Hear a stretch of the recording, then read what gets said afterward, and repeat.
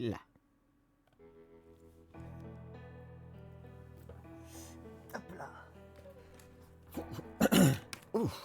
Eh bah.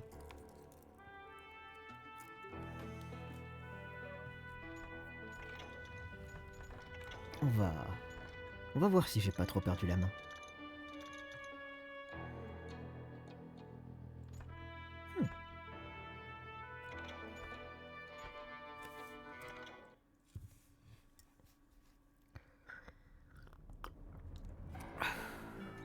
Je pense que oui. J'ai vu que j'y ai pas joué depuis 2021, j'ai eu un instant en mode « Ah! Ah ouais! Ah, le temps passe très très vite. » Je vais vérifier un peu le son. Voilà, il me semble pas super fort.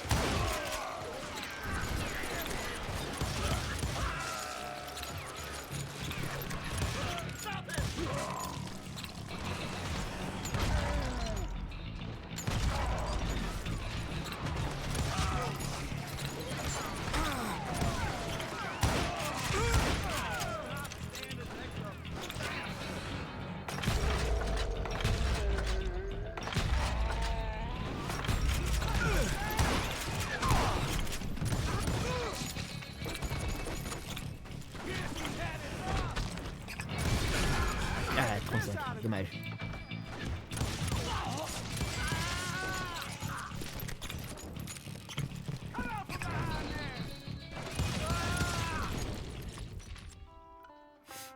Même pas. Soir Plantio. Hop là.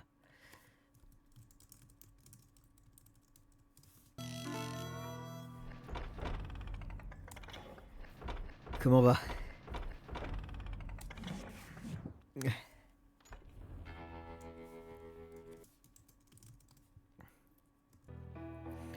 J'ai connu mieux, connu mieux.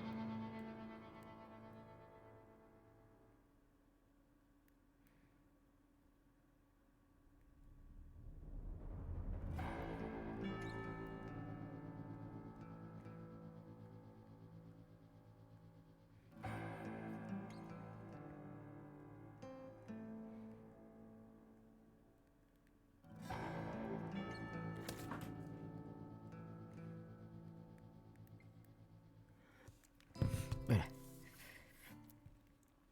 Mais non, on n'est pas sur un fast FPS. On est sur un... Comment ça s'appelle?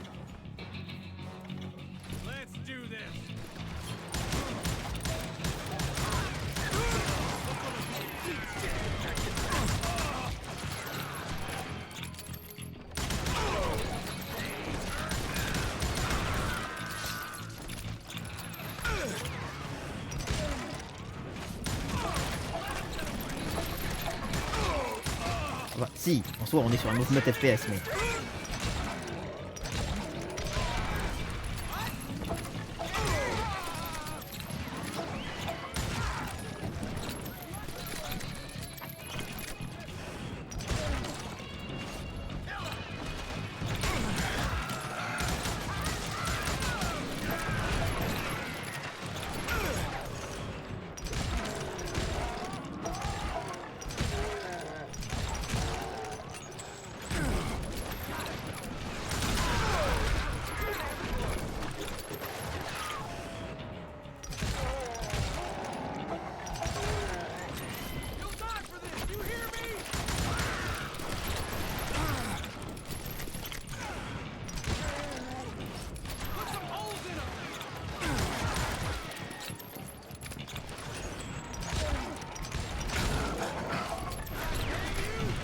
Oui, j'y ai joué aussi au Lucky Luke.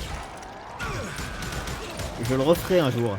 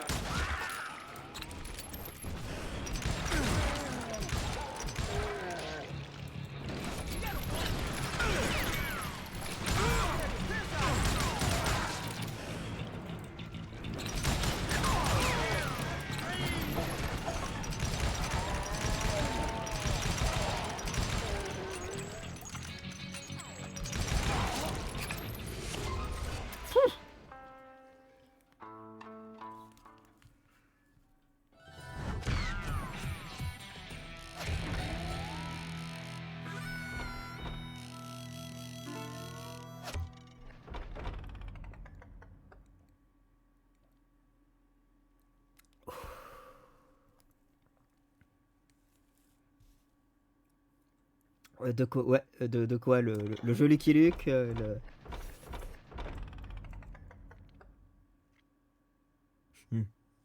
voilà, ouais. Oui, c'est un de... Par Activision. J'attends un peu hein, avant de lancer l'histoire.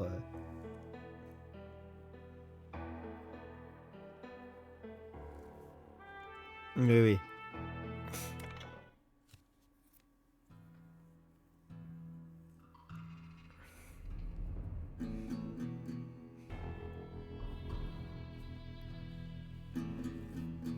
Comme ça, je récupère un peu mes réflexes. J'avoue que ça fait longtemps que j'ai pas joué Trapper, mais je suis pas sûr que ça marche bien ici. Ouais, ça marche pas super bien ici.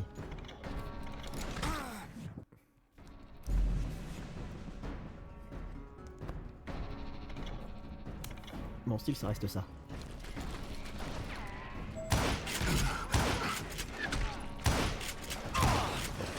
Faut pas que je rate tous les tirs.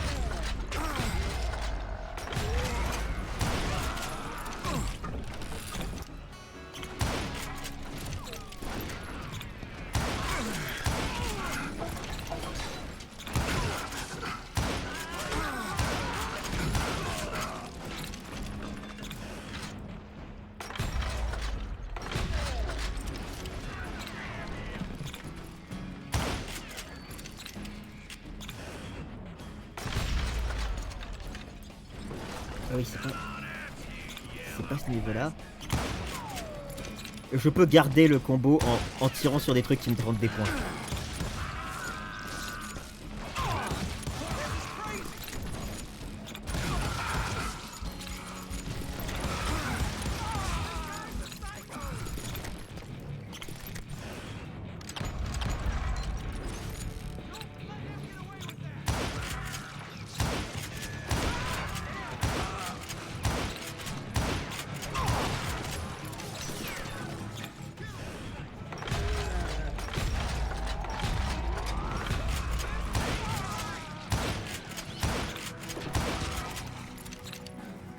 Voilà. Ce qui fait que...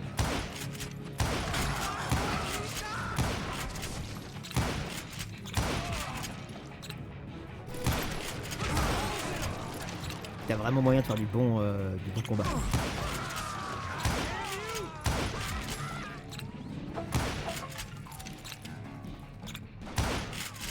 crois que c'est de l'autre côté maintenant. C'est ça.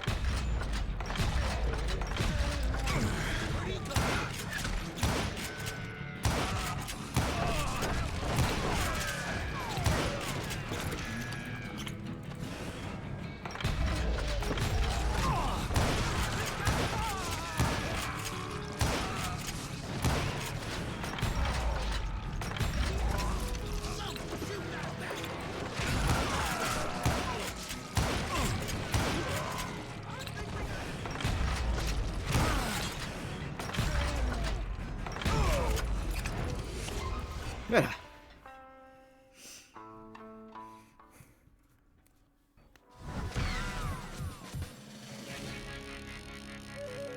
Pas mon record, hein, effectivement, mais... pas loin. C'est correct. Ah oui, je ne suis pas surpris que ce soit un perso que t'aimes bien.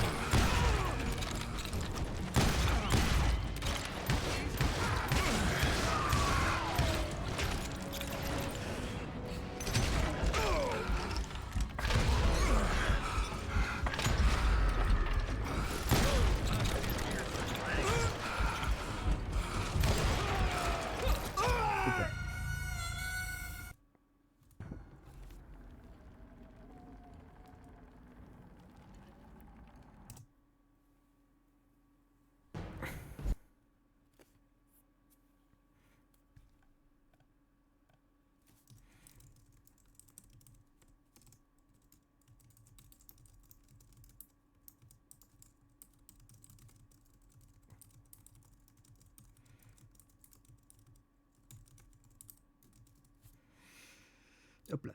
Je m'occupe juste d'un truc à côté aussi.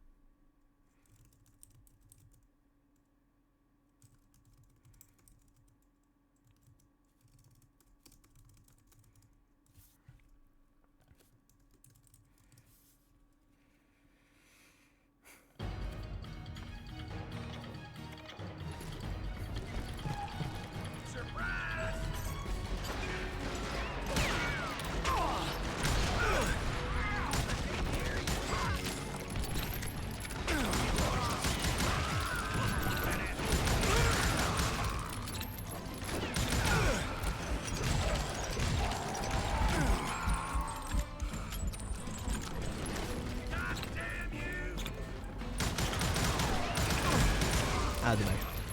J'ai perdu le combo déjà.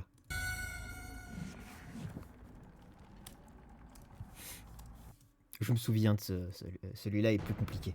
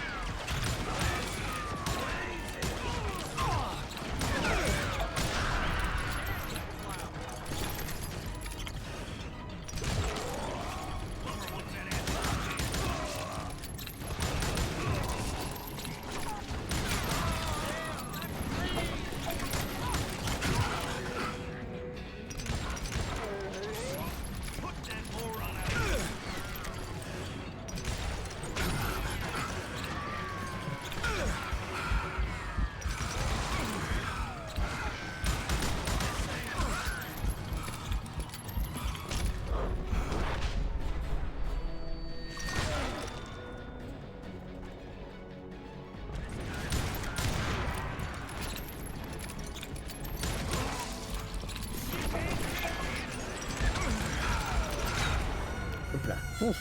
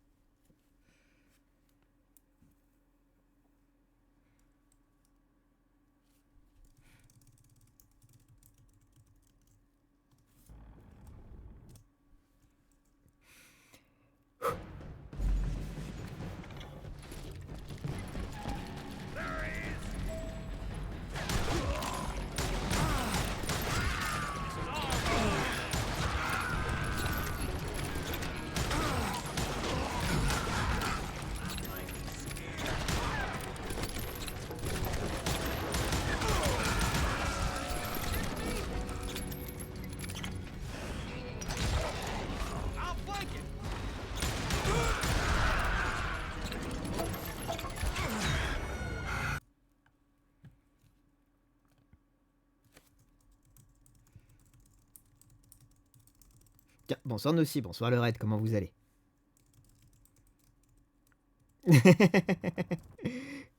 Bonsoir Ginji, comment va? Hop là. Connu mieux, mais ça commence à aller.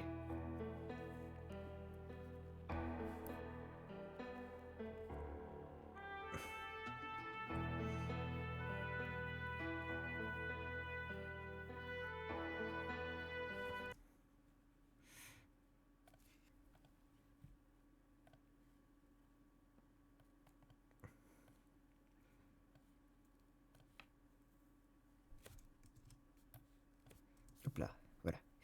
Bon. Voilà, j'attendais un peu. Je m'amusais en faisant de l'arcade dans le jeu. On peut voir, hein, comme j'ai dit, c'est un jeu que j'ai joué. Genre, j'y ai joué. C'est un de mes... De manière générale, j'adore les Call of Juarez. Je les trouve très très bons.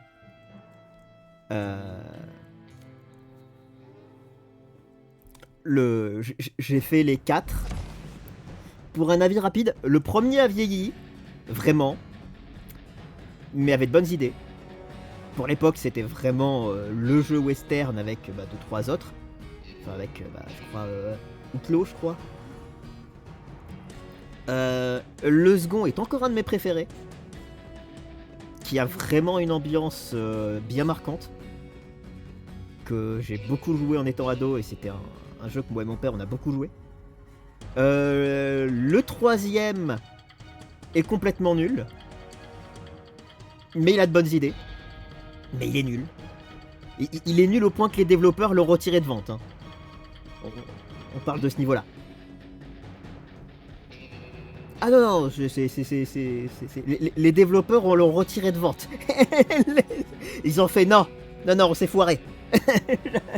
Même eux ont fait non, là c'était foiré. Bon, c'était foiré. Ils tentaient des trucs. Le troisième, je lui donnerais à son avantage le fait d'être coop, avoir certains niveaux en coopération avec des... Non. Je l'ai fait une fois et c'était suffisant. faut se dire, il y avait un côté coop qui était fun, quelques niveaux où selon le personnage que tu jouais, du coup en coop tu avais pas le même niveau. Genre un niveau de protection où tu joues un sniper et où l'autre joueur il joue de l'autre côté. Et un duel final en 1v1v1 où justement tu devais te battre contre tes potes. Mais c'est le seul truc qu'il a pour lui, avec sa bande son. Et celui-là, c'est le 4ème. Et il est cool. Il est complètement arcade. Oui. Après, le problème, c'est qu'ils en ont fait un shooter générique qui se déroule à notre époque, où tu combats des vendeurs de drogue. Et qui n'a aucun intérêt d'un point de vue gameplay. Il est extrêmement générique. Avec l'intégralité des boss qui sont des hélicos. Et qui sont juste des gros sacs à PV. Que du coup tu dois tirer dessus pendant 3 plombes. Comme j'ai dit, je l'ai fait une fois, ça m'a suffi.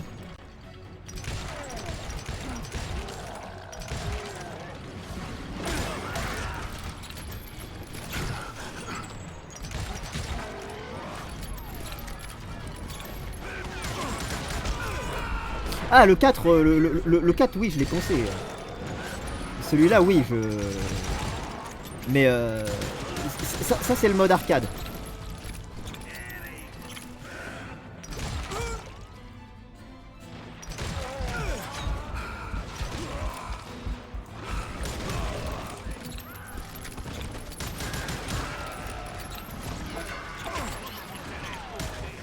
Oui, c'est pour ça que j'ai fait un peu attention là où je visais.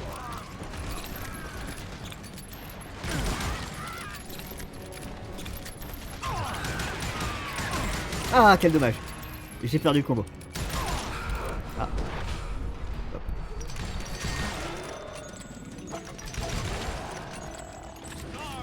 J'aurais dû me retourner pour tirer dans les barils.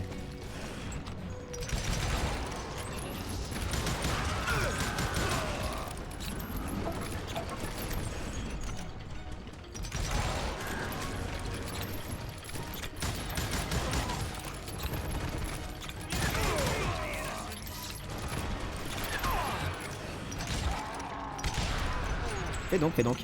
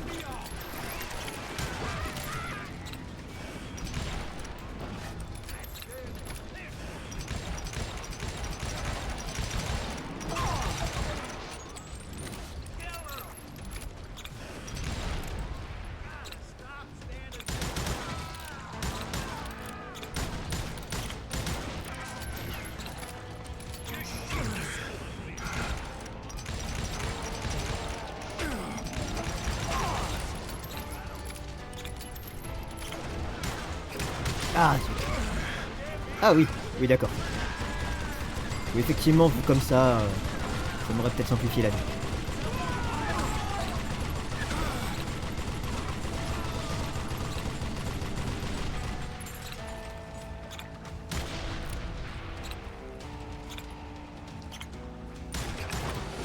Eh bah. Hop. Heureux.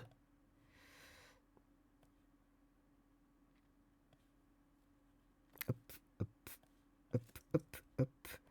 Ouais. Je suis juste en train de d'aider à côté. Oui, oui, oui. Bah, comme j'ai dit, là c'est le mode arcade que je récupère un peu la main. Mais le mode histoire vaut largement le coup de ce jeu. Ah blep.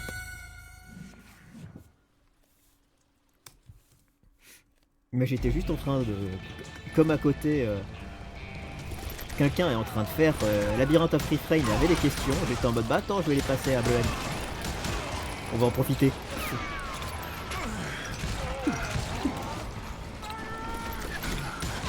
Alors c'est une ligne droite, c'est un jeu linéaire. Mais qui a des idées.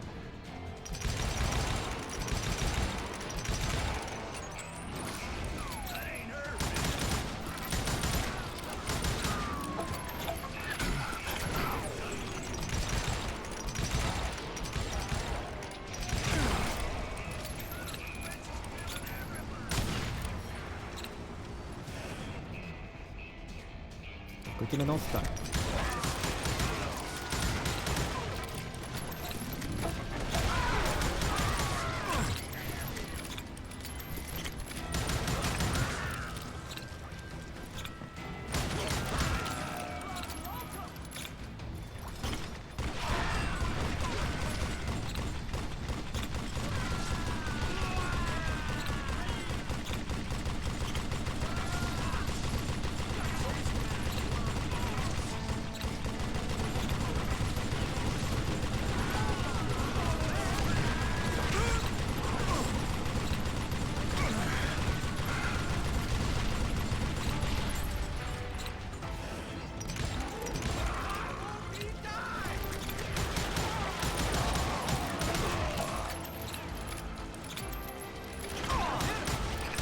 Ah non!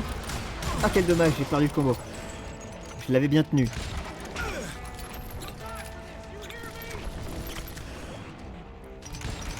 On voit à gauche le système de cartes et le système de combo.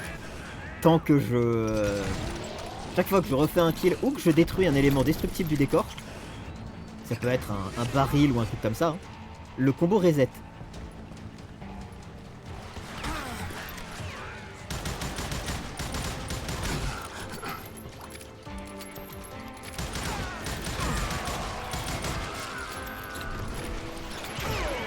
C'est le timer, en fait.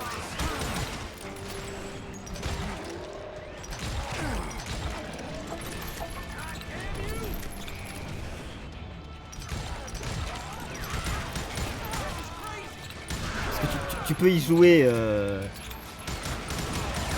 Ouais voilà, bah c'est un... C'est le... En fait, pour expliquer un peu, celui-là de Call of Juarez, je crois qu'il a vraiment été développé comme excuse suite à ce que a donné le 3.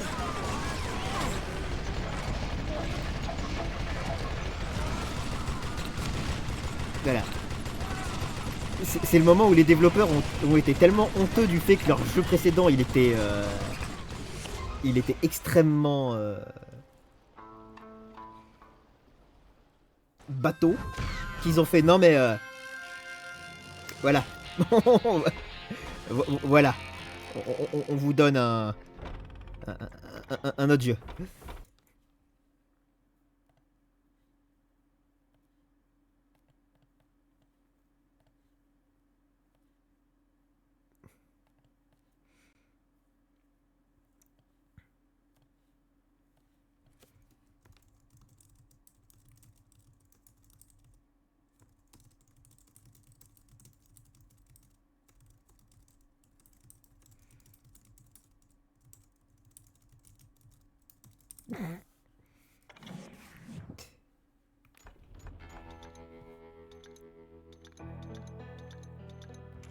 Mais voilà, hop là.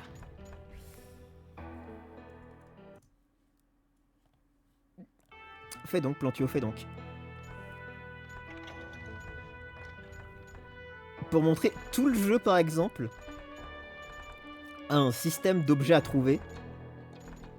Et tous les objets, c'est des infos sur le Far West.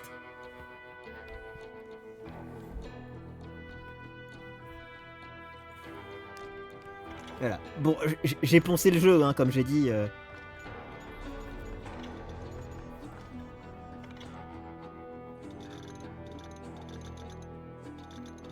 Comme j'ai dit, oui, je pense, oui. Voilà, c'est que j'ai bien poncé le jeu.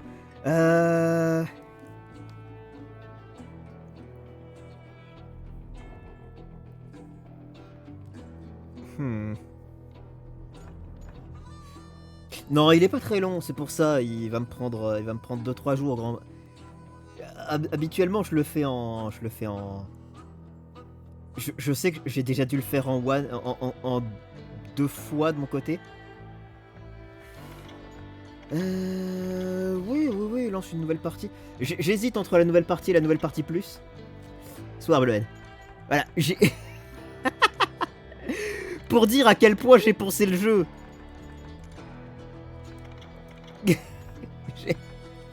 Je l'ai fait dans toutes les difficultés.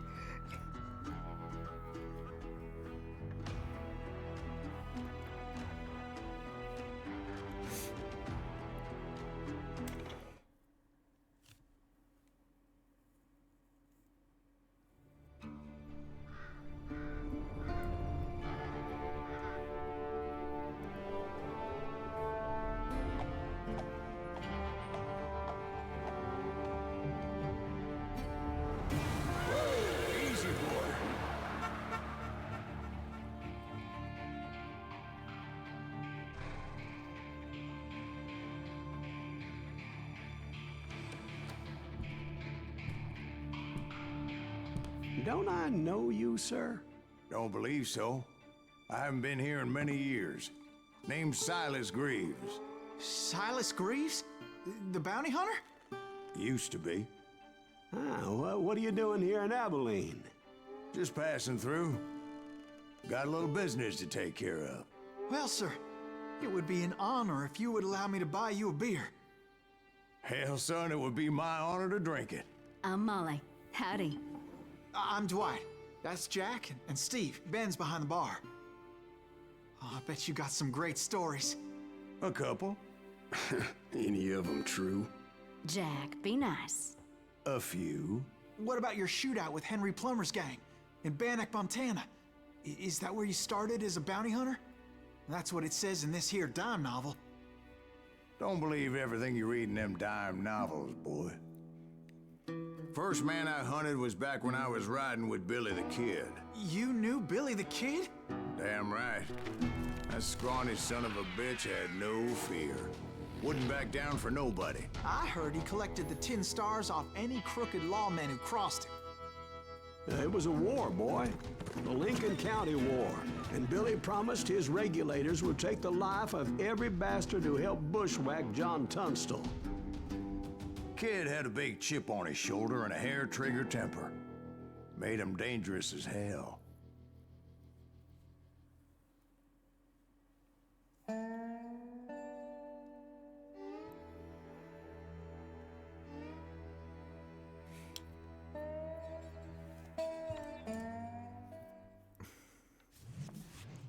It was about 30 years ago.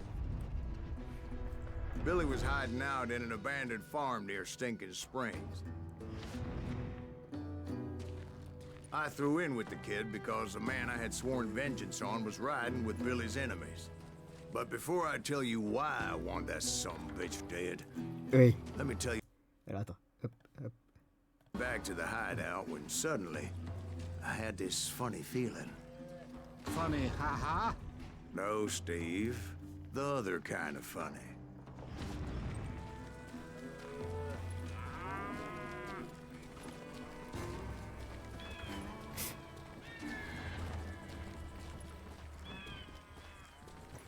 under attack. We need to stay here and keep an eye on the road. That's not fair. We're missing all the fun. I knew those two morons would never let me through. I had no choice. Who's that? Is he with us? Was it Pat Garrett's posse? Oh yeah. I heard the shots and I knew I had to move fast. Garrett and his army of deputies had surrounded the entire homestead. I decided to help Billy and the boys out of it. Hey, we have one behind So us. that's just what I did. As the governor of New Mexico was paying for the kids' apprehension, Garrett was able to hire every gun hand in Lincoln County.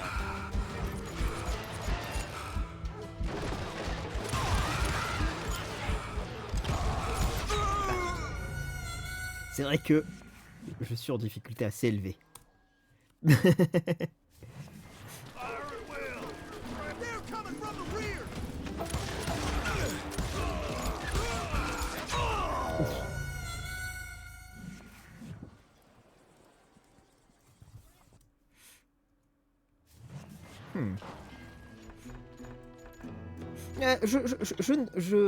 Je l'ai déjà fait comme ça. On va le mettre en difficile.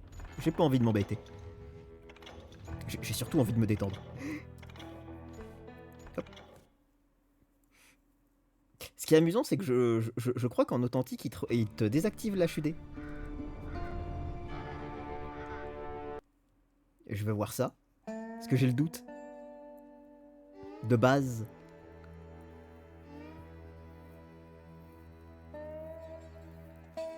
Et comme je me mets... Bonsoir Nossi, ça va et toi? It was about 30 years ago. Billy was hiding out in an abandoned farm near Stinking Springs.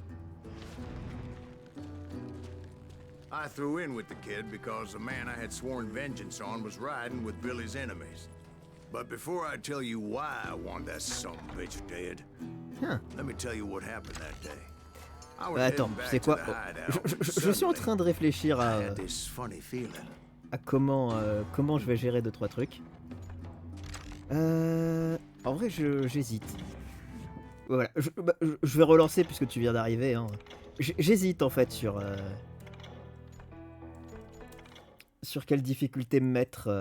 Ça va dépendre de la vitesse à laquelle je prends les niveaux. Mais je te laisse profiter de la cinématique d'intro du coup, vu que tu viens d'arriver.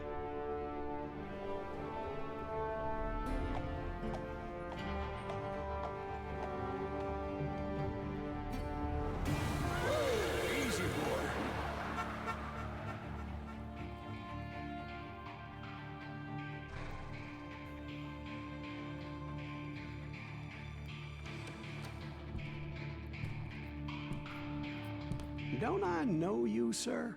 Don't believe so. I haven't been here in many years. Name's Silas Greaves. Silas Greaves? The bounty hunter? Used to be. Ah, what are you doing here in Abilene?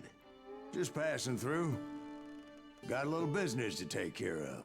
Well, sir, it would be an honor if you would allow me to buy you a beer. Hell, son, it would be my honor to drink it. I'm Molly. Howdy. I'm Dwight. That's Jack and Steve. Ben's behind the bar. Oh, I bet you got some great stories. A couple. Any of them true? Jack, be nice. A few. What about your shootout with Henry Plummer's gang in Bannock, Montana? Is that where you started as a bounty hunter? That's what it says in this here dime novel. Don't believe everything you read in them dime novels, boy. First man I hunted was back when I was riding with Billy the Kid. You knew Billy the Kid? Damn right. That scrawny son of a bitch had no fear. Wouldn't back down for nobody. I heard he collected the 10 stars off any crooked lawmen who crossed him. It was a war, boy. The Lincoln County War. And Billy promised his regulators would take the life of every bastard who helped bushwhack John Tunstall. Kid had a big chip on his shoulder and a hair-trigger temper. Made him dangerous as hell.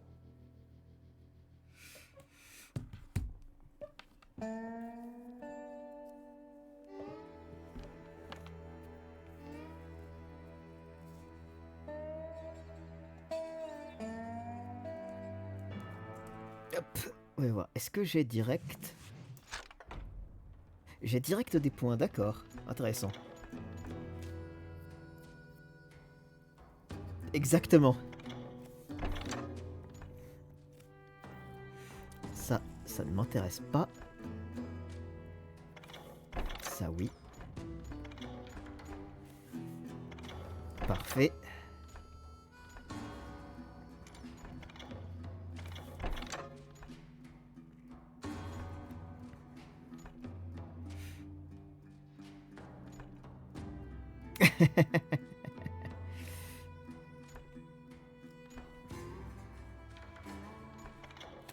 Hop. Le fait de recharger en courant, c'est toujours sympathique.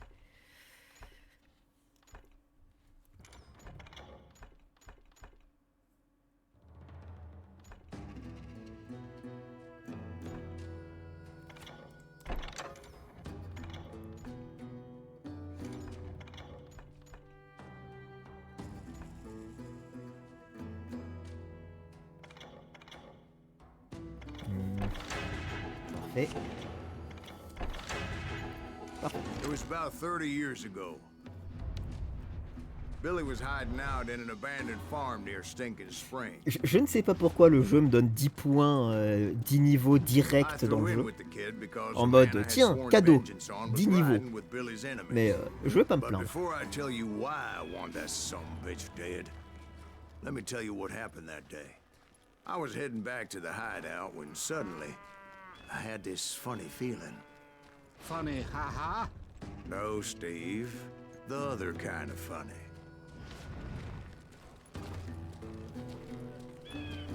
You heard Pat. You need to stay here and keep an eye on the road. That's not fair. We're missing all the fun. I knew those two morons would never let me through. I knew those two morons would never let me through. I had no choice. Ah. Alors, hop. Voilà, on est bon. Who's that? Is he with us? Oups là. Je peux quand même me balader un peu, mais voilà.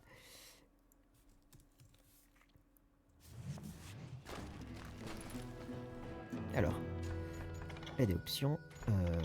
Jeu. Ah oui, c'est bien ce que je me disais. L'affichage de points et le compteur de duel est retiré. Et je peux lui dire de changer les armes. En fait, on peut avoir des armes légendaires, etc. Donc dans cette difficulté-là, c'est vrai que je peux la changer n'importe quand. C'est vrai aussi. Ouais, donc tranquille. Voilà. Tranquille, on peut se le permettre. Et puis au pire des cas, si...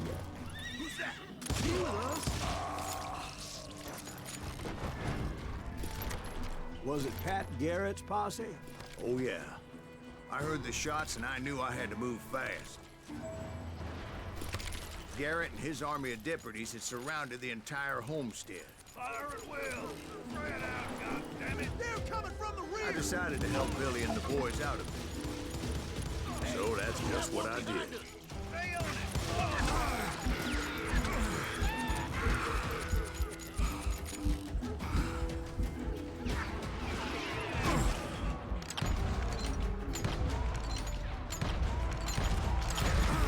Ouais, en authentique. Hop là. Là. Hop. C'est ce que je me disais. Hop là. Affichage des points, compteur de duel, réticule. Voilà. Repère permanent, c'est...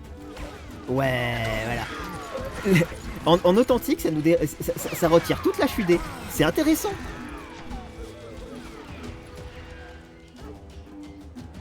Alors, par contre... Tac. Tac. Voilà.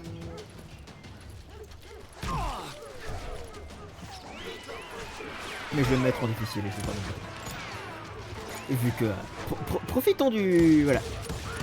Profitons un peu de la chudée que j'aime bien.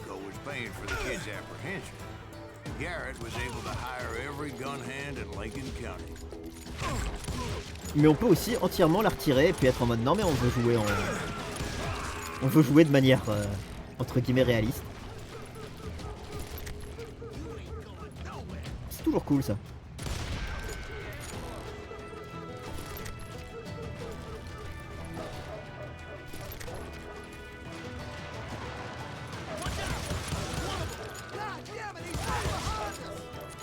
Garrett's men were running around like a bunch of chickens with their heads cut off.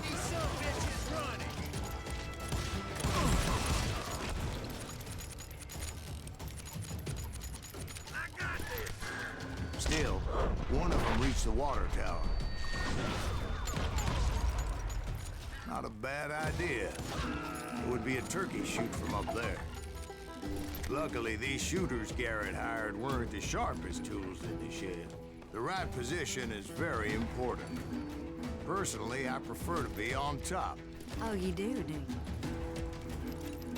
Indeed, darling. But where was I? Oh, yeah.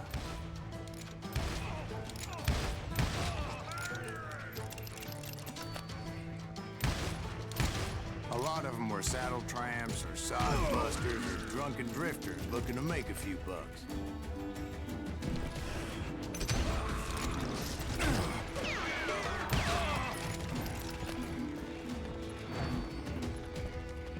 Then, I heard a friendly voice yelling at me from the window. Back door! We'll cover him! Watch your flank! Truth be told, things weren't much better behind the house. I cut their numbers in half, but that just made the ones that were left twice as mad. They made up for their lack of skill with a seemingly endless supply of ammo.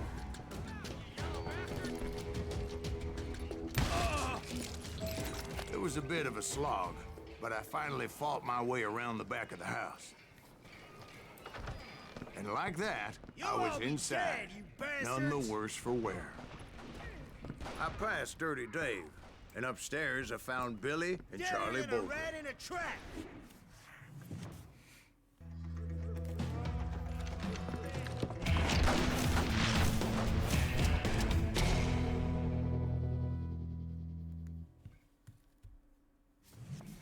Billy looked at me and said, "About time, amigo.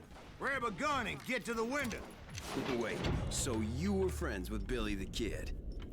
Yeah, sort of. Anyway, we were surrounded by dozens of deputized shooters who wanted to do us harm.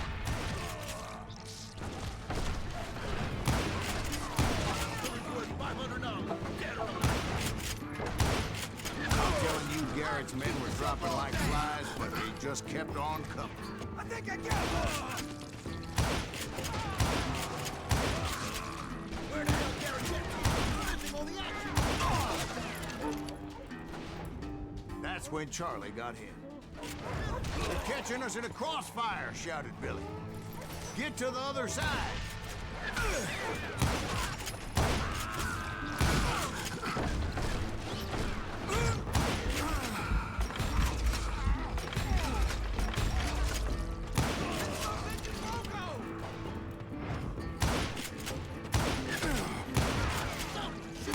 I don't know how many of those cocksuckers I personally put down, but it was pretty clear, even to Billy, that maybe discretion was the better part of valor. What's that mean? It means that it was time to cut and run. "They got a Gatlin," Billy shouted. "Get the horses and bring them round back. I'll draw their attention."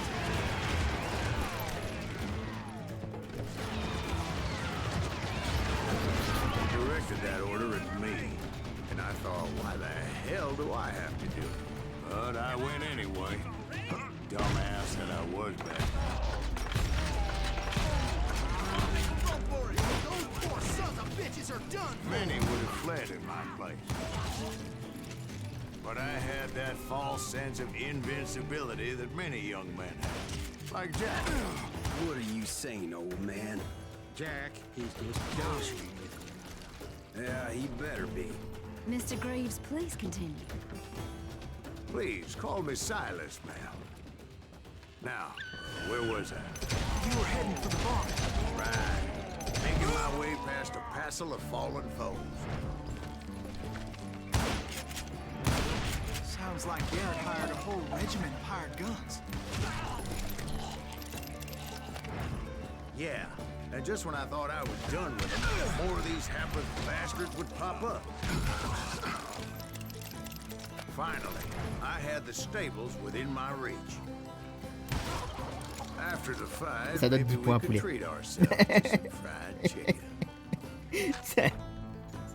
Ça sert à rien, mais ça donne 10 points.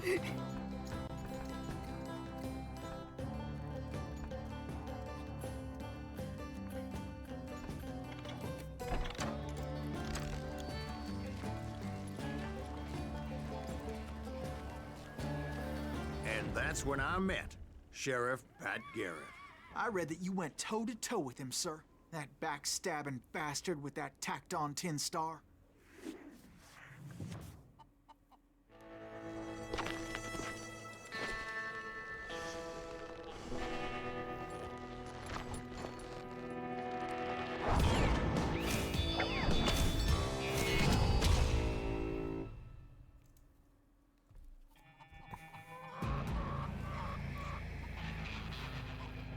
You challenged him to a showdown. You read that in a dime novel? It said he showed no fear as he took your measure with eyes like a rattlesnake.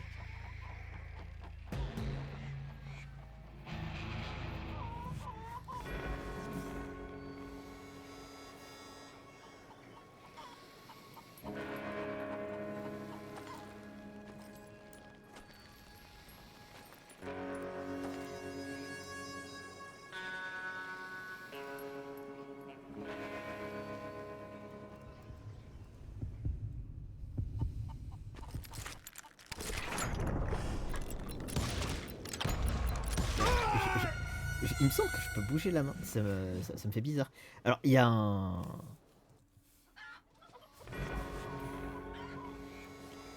Il y a un succès débile dans le jeu, qui est de buter une poule avant de gagner le duel.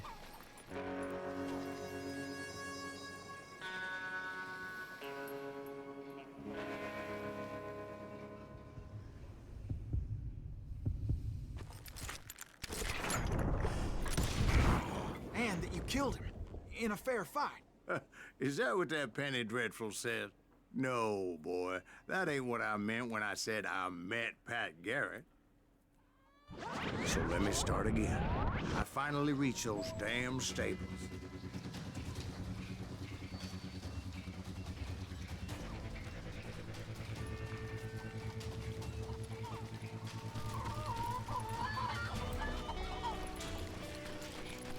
And stepped inside, and last thing I heard was Garrett's voice. That's not Billy. And go on, how did it end? And, boy, that was just the beginning.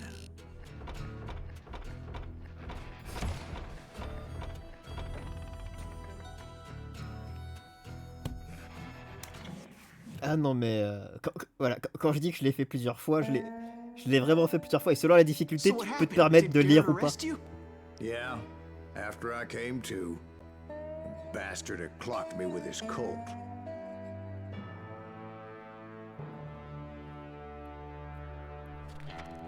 And the kid surrendered? When he realized there was no getting out of there alive, So they locked you up in Lincoln? indeed they did. Sentenced me to hang right along with the kid. Alors, une très grande majorité de ce qui est raconté est des événements historiques. Hein. Même si Silas Grief n'a pas existé, les personnages, etc. sont... It's important to know that I was only riding with Billy so I could find the bastard I was after.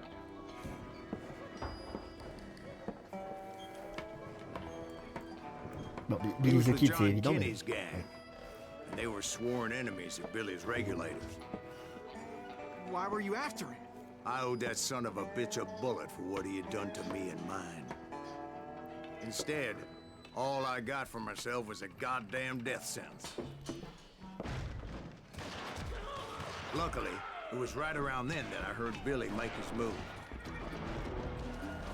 He shot Jim Bell and a few other guards as he made his getaway.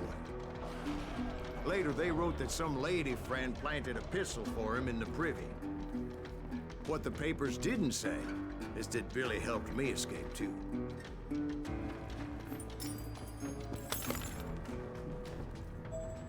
My first order of business was finding a firearm. Luckily, I located Deputy Bob Ollinger's mean-ass shotgun.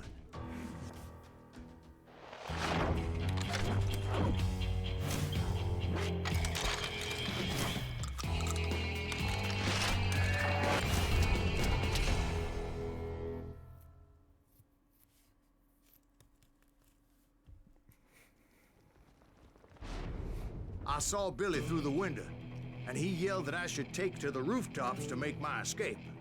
So I did. Anybody see Billy? Hell yeah. That scatter gun was like a double-barreled howitzer. It could blow a man clear off his feet. You hardly had to aim the damn thing. Guards were everywhere looking for it. Can't let the kid get away. Anybody see him? I had to jump from roof to roof like a damn alley cat. I followed the planks where I could, but some of that wood was slippery as hell. The whole town was up in arms. Suddenly, I was a fugitive. How the hell did the kid escape? Dad's gonna kick our ass! Can't have gotten far. So that bastard you were after, what did he do? He did me and my family a grievous harm. But I knew if I was ever gonna find him, I would need to get my ever-loving ass out of there. I tried to be stealthy and sneak my way past. This town doesn't have a moment's peace. You! But hell, if they weren't all waiting for me. Apparently, some of them thought I was Billy. You hooligans can go to hell.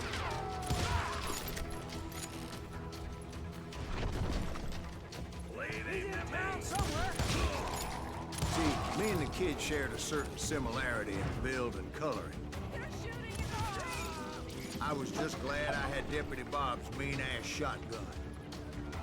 Get your headstone! That's it! So much lead was whizzing by my head, it was like everyone in Lincoln wanted to put me in the ground. I knew I needed to find a horse. Though I never did have a great fondness for those four-legged grass eaters. Smelly, sweaty, ungrateful beasts. We price them too high, if you ask me. Bon, par contre, j'ai pas besoin de raconter quoi que ce soit, hein. Le jeu il fait la narration pour moi.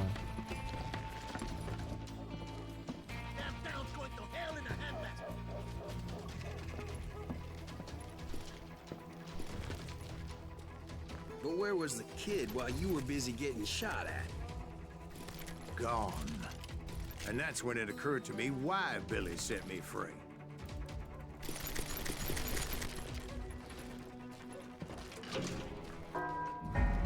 There he is!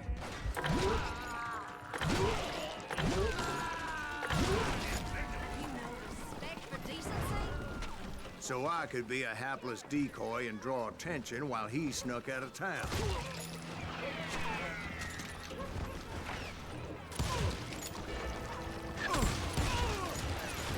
I knew if I made it out of there in one piece, no one would put a price on my head. Because Il y en a everybody in plusieurs. Lincoln would be Il y a plusieurs No. types d'armes. Because they all thought I was Billy. And all that blame would fall on him.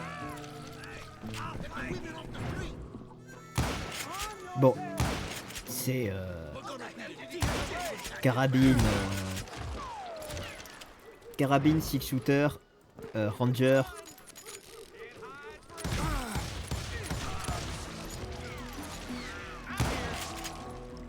Et je joue très peu à la carabine, enfin à la carabine, au fusil à pompe. Enfin, oui, à la carabine, je préfère les fusils, comme ça. Ils sont quand même bien plus précises.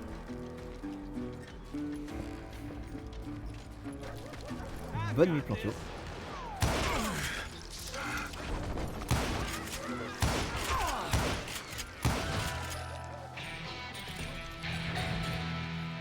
Hop là.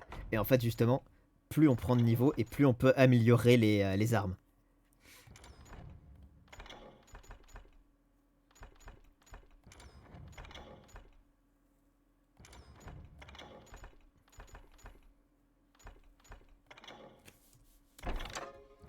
Finally, I found what I was looking for.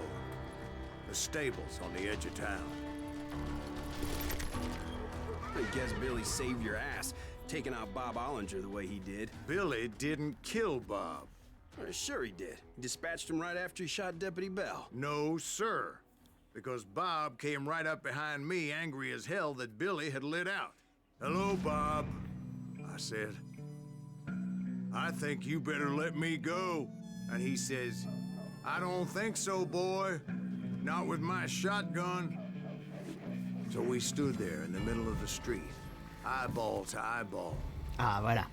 He intended to kill me, and I knew I had no choice but to defend myself. Et donc faut manipuler la visée plus le flingue.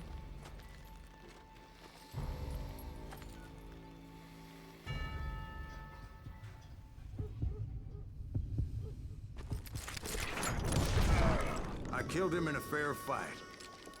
Everybody saw I had no damn choice. Well, Lincoln got a mite depopulated that day. Pat Garrett gunned down Billy 3 months later, so his escape was all for naught anyway.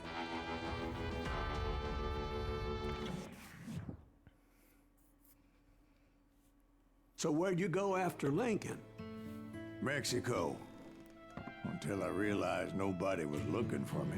I ended up taking a job at the Rurales. The Mexican Rurales?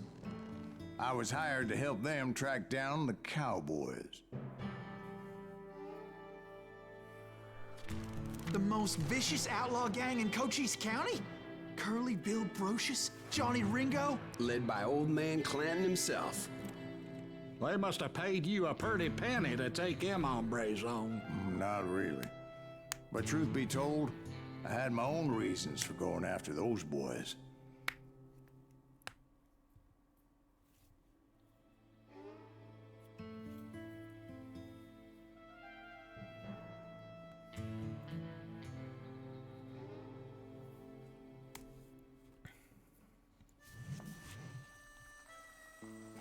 So was the bastard you were after now riding with the cowboys? Roscoe Bob Bryant was his name. Oh. But no, this time it was a different bastard I was after. The aforementioned Mr. Ringo. And yes, he was working for old man Clanton. I came upon them robbing a stagecoach, which wasn't surprising, being they were such murderous thieves and bastards. The bandits wore red scarves, so I knew they worked for the old man. Over there! There! I did my best to help those poor passengers. Moments later, the attackers were dead, and I checked the stagecoach to see how many passengers were still breathing. None. It was then I wondered if the rocks weren't hiding more bandits. Was that all of them? Or did I just hit the rear guard? I quickly got my answer. They attacked from on high like Apaches often did. They would appear in great numbers from above and rain down lead on their hapless enemies' heads, making use of the high ground, whatever else they had. Yep, the Apaches always appeared out of nowhere, and there never seemed to be an end to it. Hold on. Were you attacked by Apaches? What happened to the cowboys? Did I say they were Apaches? I said Clanton's cowboys attacked me Apache style. I was in a pitched battle, but I was holding my own against an overwhelming enemy force. See, at the time, I was still pretty green and would often blunder into regrettable situations. But I just kept shooting at anything I could see up in those damn rocks. I didn't see Ringo, but I knew he was with the cowboys. He and Roscoe Bob had done me a dreadful wrong, and I was determined to have my revenge. But to get to Ringo, I knew I'd have to fight my way past these other assholes first. Unfortunately, I was running out of ammo. Another perfect example of my relative inexperience as a hunter of men. I immediately knew that a tactical retreat was called for, as my vengeful fury was much less impressive without the bullets to back it up.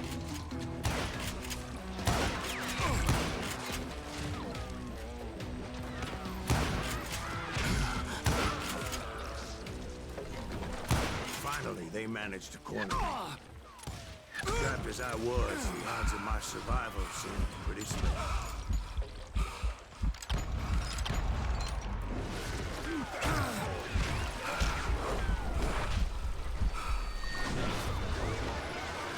Luckily, serendipity was on my side as I suddenly spotted a way out of my predicament.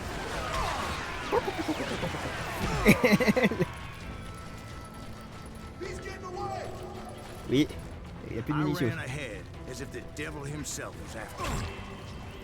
Bullets were whizzing by my ears, but I wasn't about to roll over and die. I just kept running like there was no tomorrow. Because there wouldn't be if Clanton and his men caught up with me. As I was scurrying around those caves, I thought, what was I thinking? Going up against a gang like this?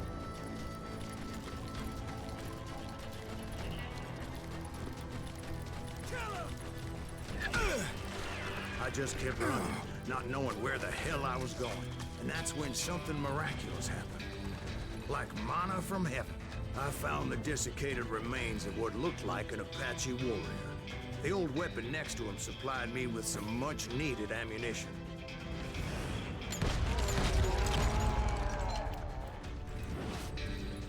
Bat Masterson once told me it was more important to be lucky than good, and he would know.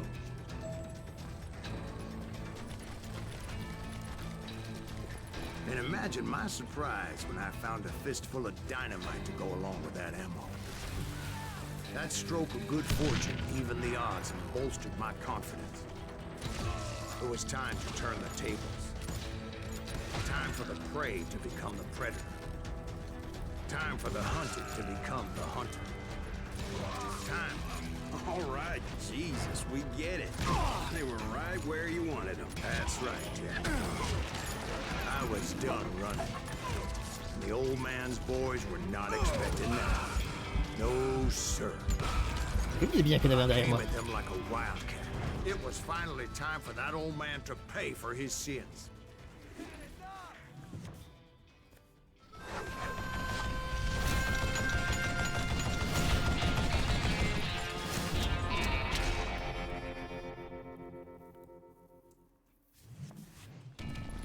I yelled out at the top of my lungs, Clanton, I'm coming for you! A little parce qu'on se bat stealth contre might la- have made more sense, to be perfectly honest. Because that old fool had a Gatling gun and enough bullets to last him till kingdom come. But I knew I could not let that deter me. Not if I was to find and kill Ringo. I needed to get that old man off that gun.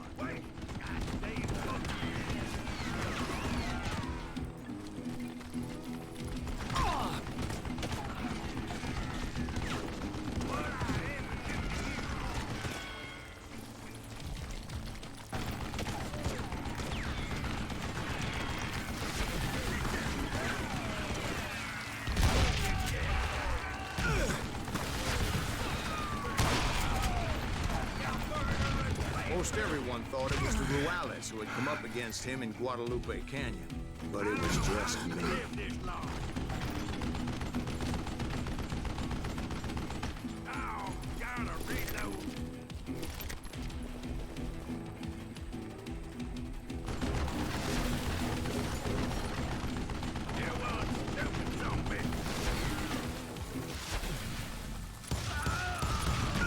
Je vis toujours aussi bien hein, avec le combat, c'est terrible.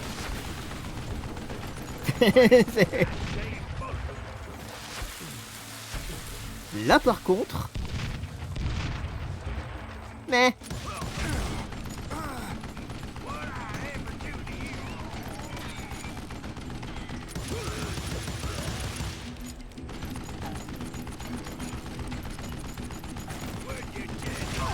Voilà. Apparently, one of the cowboys made it out of there alive and told Ike and Billy Clanton that it wasn't a Mexican who took their father's life that day. They just assumed it was one of the Earps. And that little misunderstanding eventually led to that legendary gunfight at the OK Corral.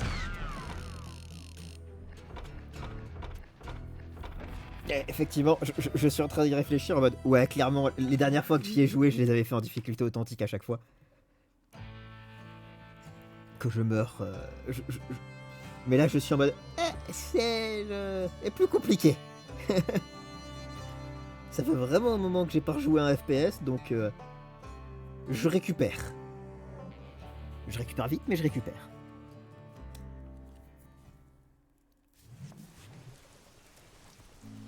A few weeks after that dust-up at the OK Corral, I was still after Johnny Ringo. I had tracked him and the cowboys to their hideout at a sawmill, and they were loaded for bear. So, what exactly did Johnny Ringo do to piss you off? Well, him and that other bastard. Roscoe Bob Bryant? Yep. They both deserve to die, and I promise I'll tell you why. Herb's coming! Get ready, boys. But first, I need to tell you about the Cowboys' new boss, Curly Bill Brocious.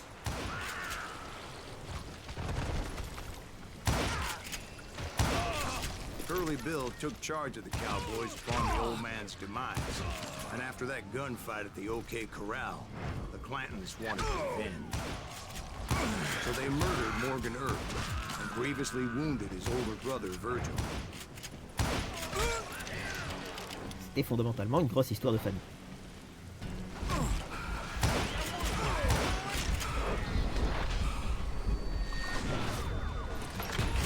Wyatt and Doc went on what became known as the Vendetta Ride, hunting those outlaws down. So when I showed up, that's who they thought I was.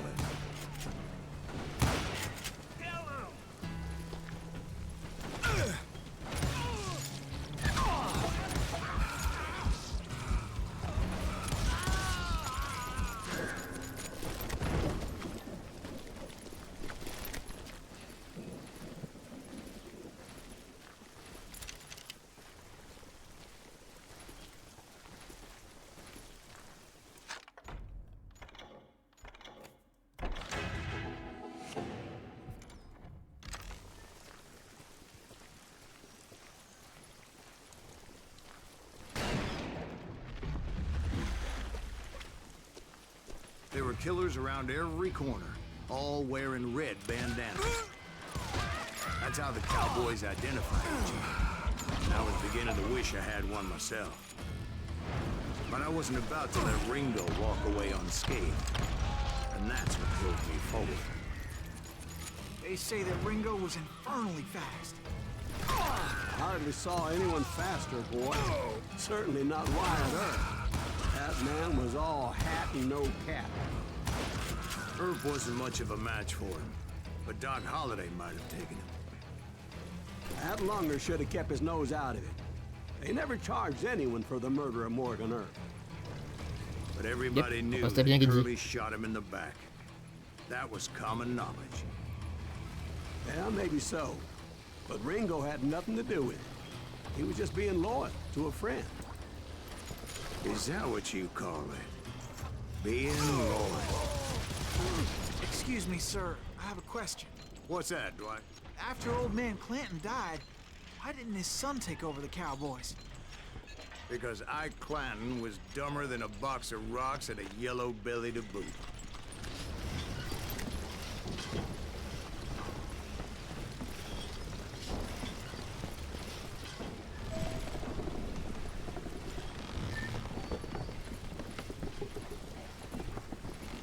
Now, where was I? Taking down the entire cowboy gang single-handed. Indeed I was, Jack.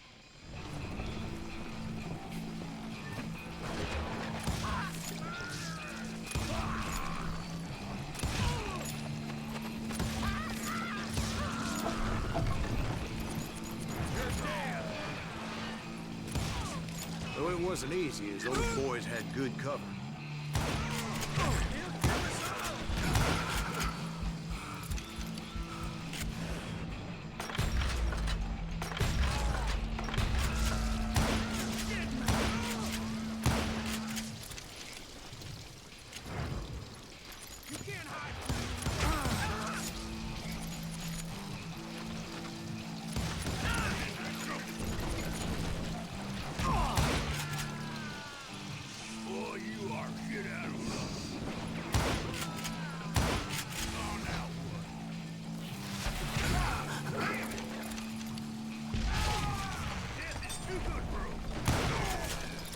Carts everywhere, piles of lumber, and God knows what else for people to hide behind. That really was one hell of a sawmill. Quite an impressive operation. And where was Curly Bill? Did you see him? I'm about to get to that, Ben. Patience. I'm painting a picture here.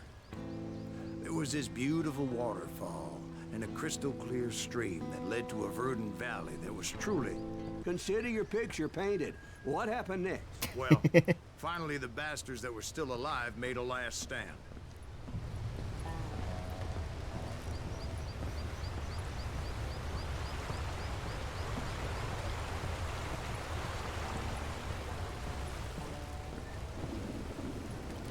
Le seul shading, ça va bien quand même. Hein. Curly Bill, Johnny Ringo, and his compadres took off into the lumber yard, and I followed after.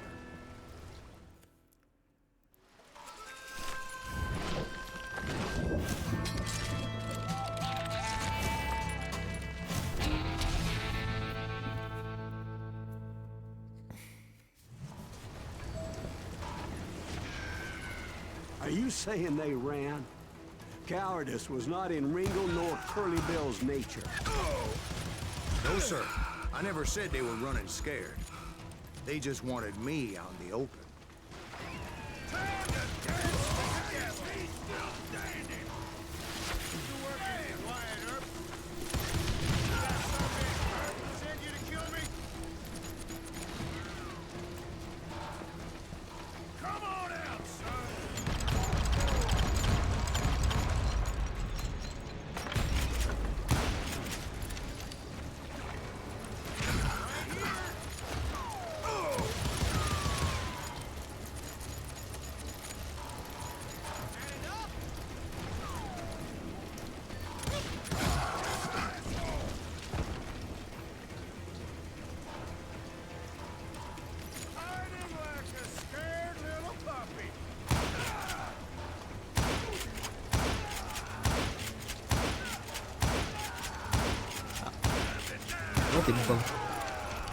Brocious gave me no choice but to take his life.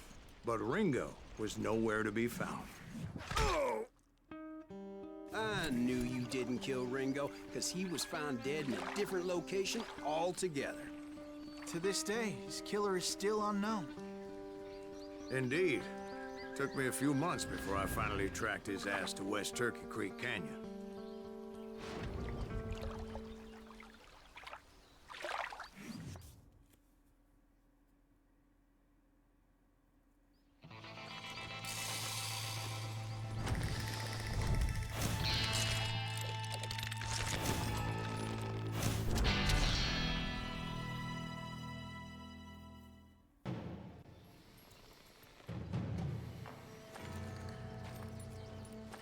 That's incredible, sir.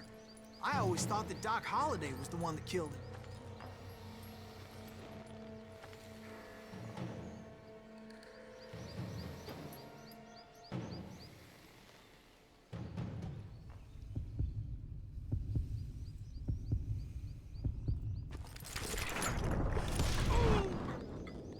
Sorry I had to ruin the legend for you, boy.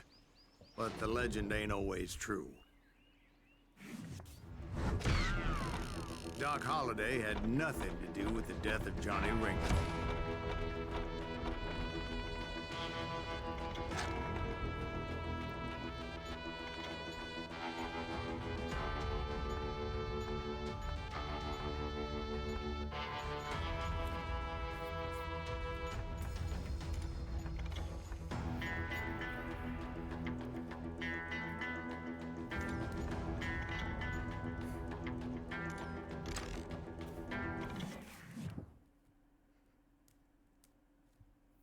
I was paid a healthy bounty for Ringo and Curly Bill, and realized there was real money to be made.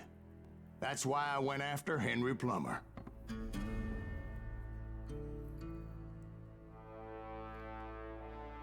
Now, wasn't he the sheriff who augmented his income by shaking down miners and robbing gold shipments? That's the one. Oh, yeah, I remember him. He ran that gang of thieving outlaws called the Innocents. So it's true that you went toe-to-toe with him? Indeed I did, son. Indeed I did.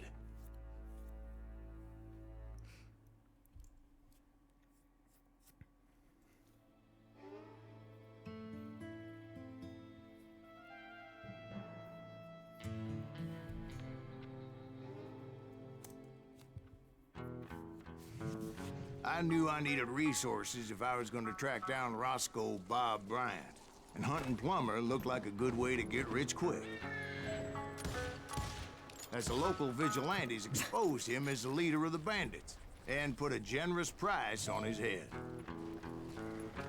Heureux. Plummer rallied his gang to plunder one last gold mine before making their escape, and that's where I thought I'd find him.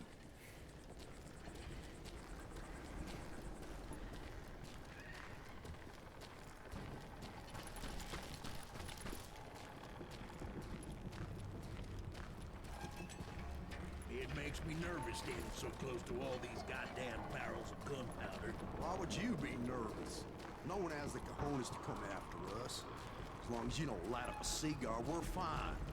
Besides, George is up there on the rocks with that Oh, yeah? Who the hell is that?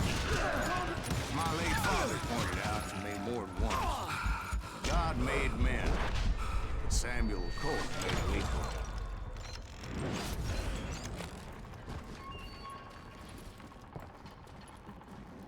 C'est quoi? Ah, des rangers.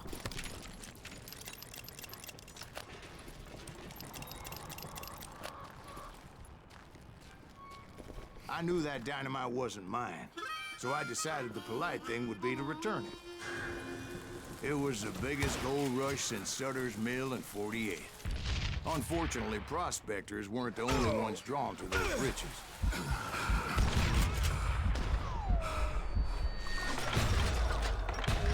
There were thieves, killers, robbing travelers, and hijacking gold shipments.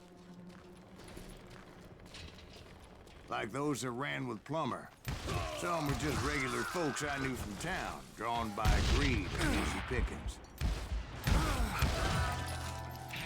Charlie Crow, the blacksmith. James, who worked in the stable. Sam and Jeremiah Barber, the butcher's son.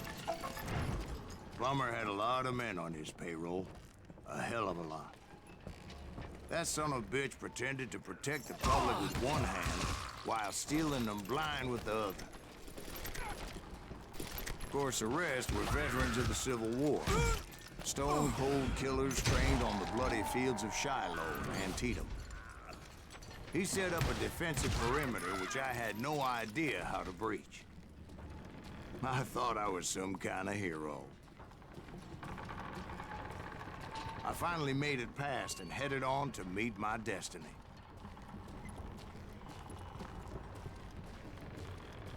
But first, I had something I needed to figure out. I had a few ideas on how to get into that mine, but once I made my decision, I knew there was no turning back. So my first thought was to enter the nearest mine portal. I saw an entrance. Made sense. It was the quickest way in, but that also made it more dangerous, as there would undoubtedly be enemy pickets posted along the way.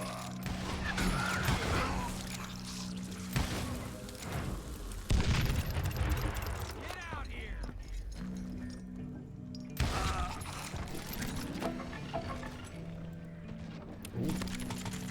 Ah oui. Non. Je suis trop habitué au film. Besides, once you enter a mine like that, it's easy to get all turned around. And that confusing maze of corridors wouldn't even be the worst of it.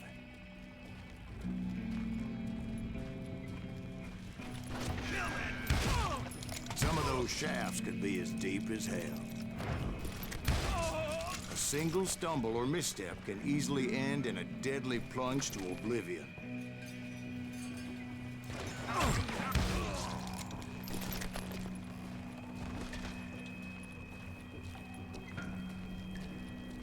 Quick reflexes often make up for a lack of common sense.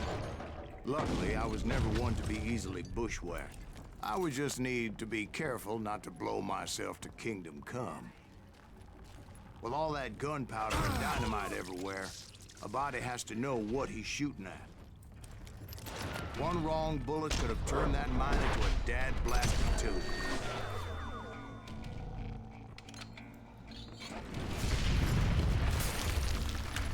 I freely admit that my plan of attack was not just moronic, but clearly insane.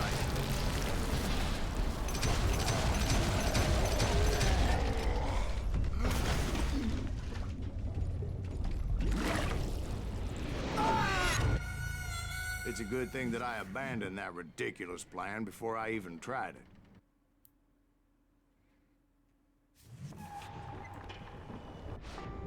Instead, I spotted a ladder, a way into the mine from the opposite side.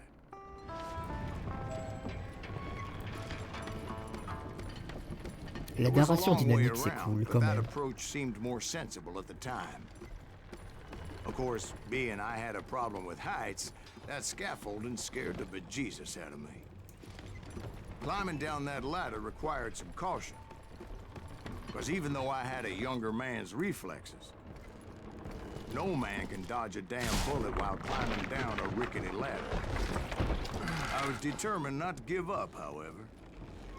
That Sheriff Plummer seemed quite the despicable character. When the vigilantes discovered what the sheriff was up to, people were outraged. That 10,000 they put on his head would go a long way to helping me find old Bob. And I had made it my mission to settle that score come hell or high water. But first, I would have to make a choice. Take the elevator or climb the ladder.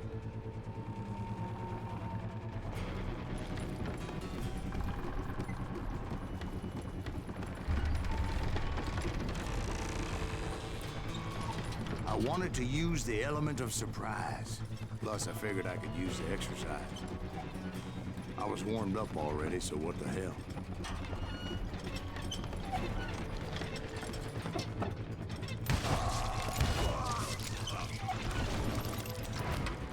Plummer was a mad dog, and the people of Nevada City deserved better.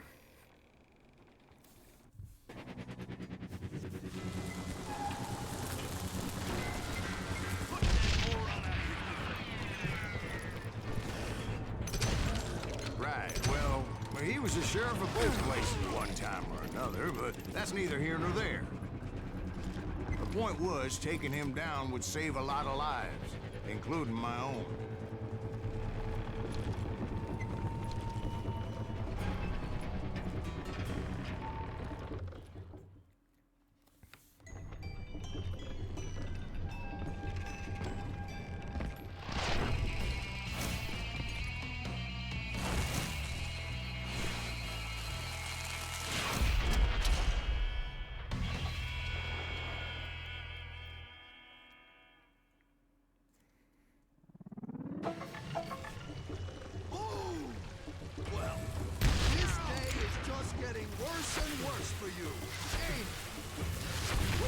Plummer was clearly unhinged, and I could see right away that this was going to take some doing. Who said you could throw dynamite?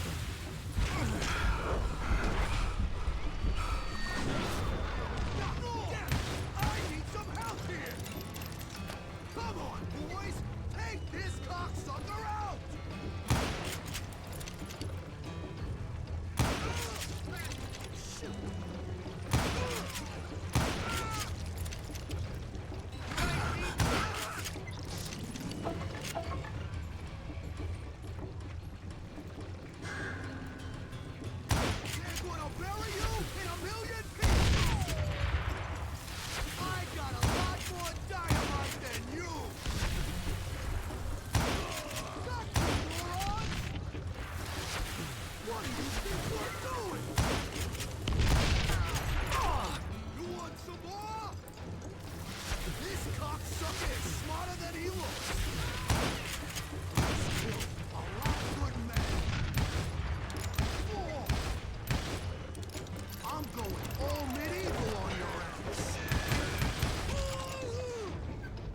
That's how Henry Plummer died.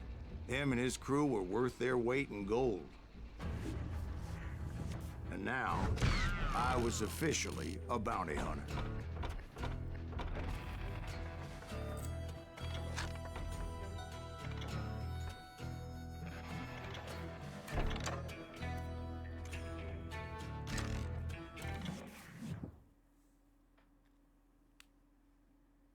So, did you finally go after that Bob feller? Well, I heard word he was in Kansas with John Wesley Hardin. So that's where I went. Where in Kansas? Abilene. Why do you ask, Ben? No reason. Was Hardin as fast as Ringo? Ringo was fast, but John Wesley was as fast as the devil himself.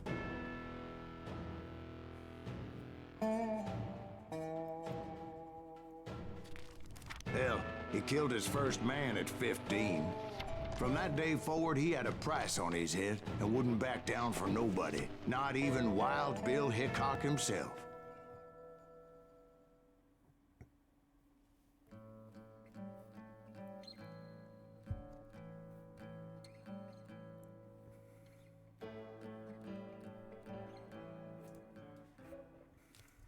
I dodged death many a time, and that night in Abilene was no different.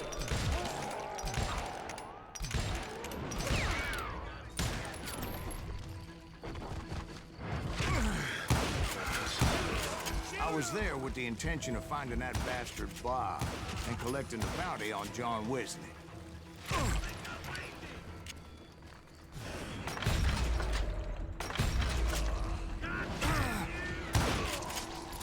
I thought the Texas Rangers got Hardin. Yeah, that's what they want you to believe.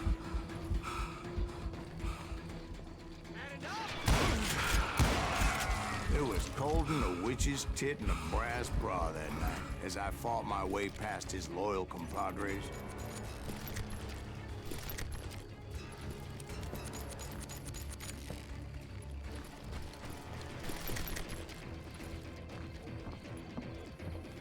To the very same saloon we're sitting in today.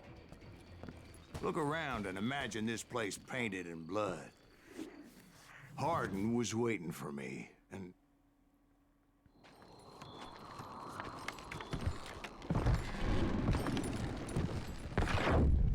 wait, I'm jumping the gun here.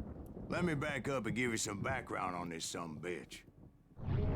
He deserves that much. Don't you think so, Ben? John Wesley Hardin was a killer. By the end, he confessed to taking the lives of 42 men.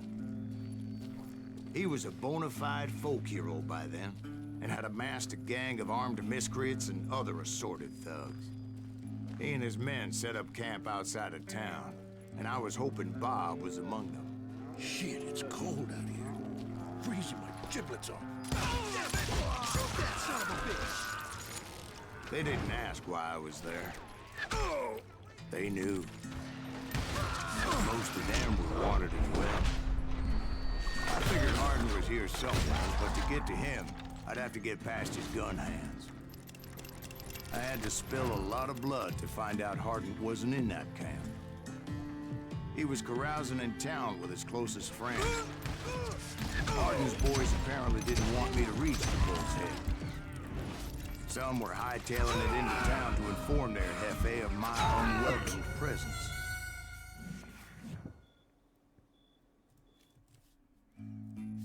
Better 3 hours early than a minute too late. Damn it! Shoot that son of a bitch! Hold still!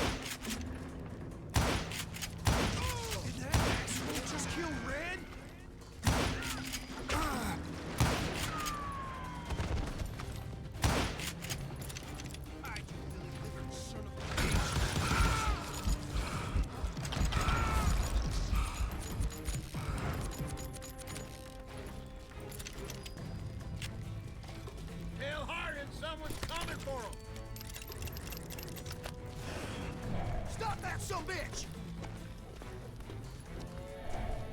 Let the boys know we got another law dog.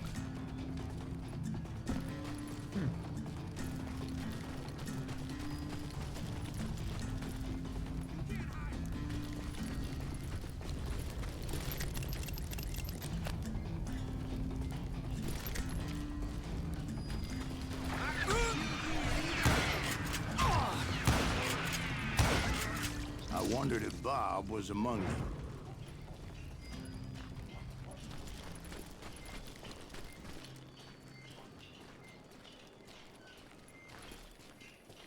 And I steeled myself for the fight ahead.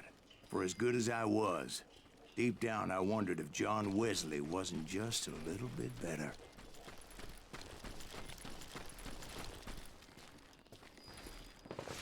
Before I could test my mettle against Hardin, however, I would first need to dispatch his cadre of hired killers.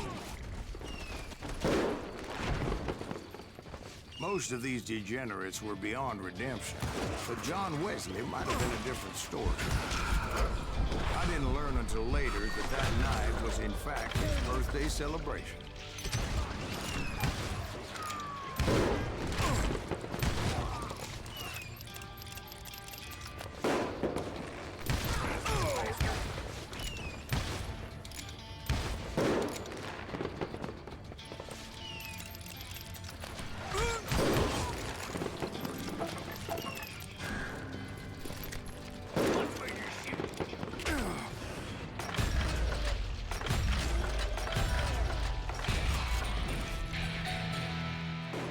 I think I already mentioned that I found Hardin in this very saloon.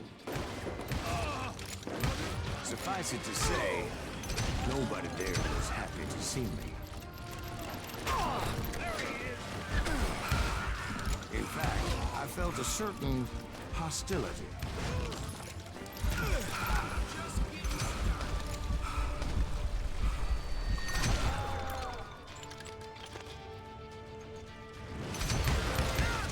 I was disappointed that neither Bob nor John Wesley were among the dead.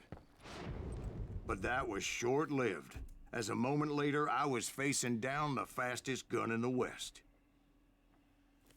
Ah, bien.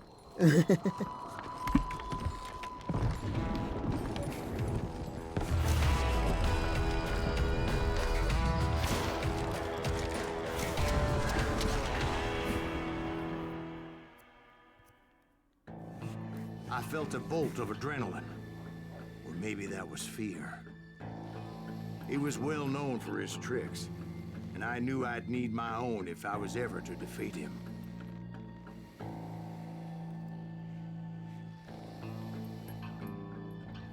Mais là, comme j'ai dit, on t'a déjà tué. Alden Clinton, il est mort.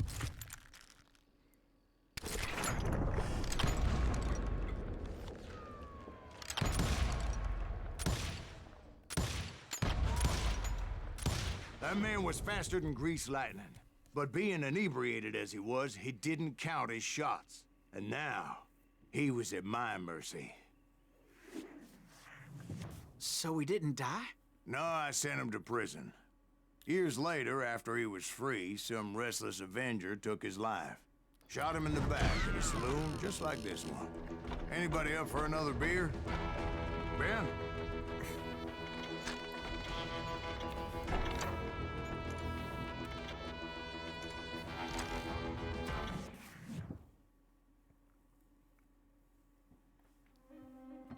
Thank you, darling.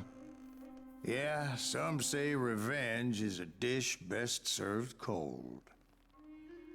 So whatever happened to that Bob guy you were after? Personally, I'd like to hear some of your other adventures. Like, I don't know, did you ever go toe-to-toe with a red man?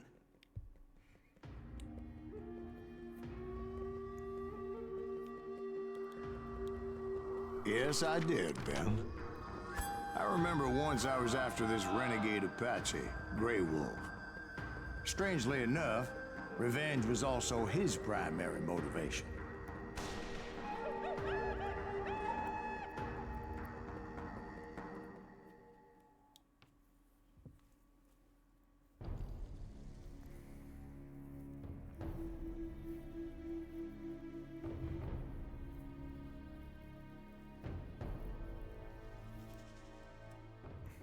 bounty was put on Grey Wolf's head, and that's how I came to hunt him in the mountains. Mountains so high they tickled the nether regions of heaven.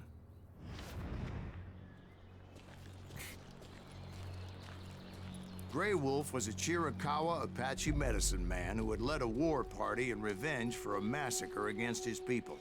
The U.S. Army had attacked his tribe during his daughter's sacred sunrise ceremony, and the slaughter was unspeakable. I understood his anger, as there's nothing more traumatic than seeing those you love die in a cruel and painful death. Right from the beginning, I couldn't shake the feeling that Grey Wolf was watching my every move. He led a band of young Apache warriors who wanted retribution and were more than willing to die for him.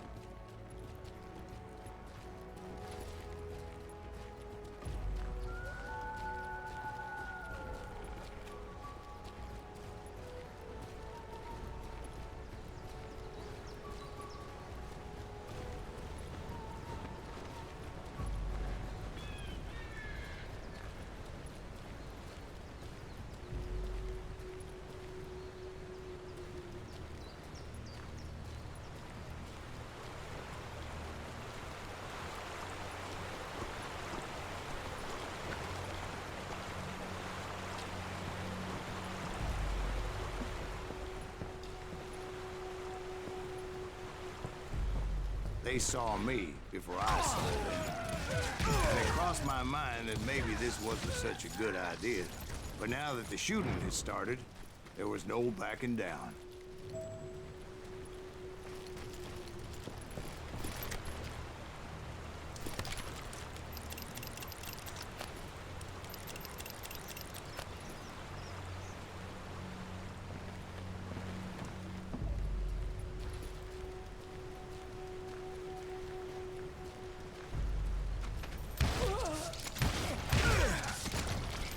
It was rugged country, the winter home of the Chiricahuas, and that's why they had retreated there.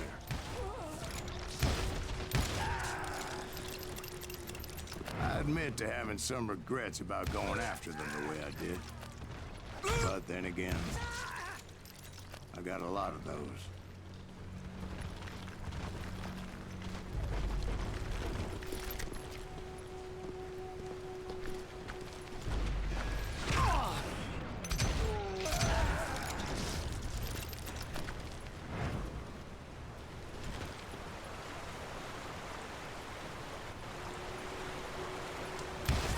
Grey Wolf?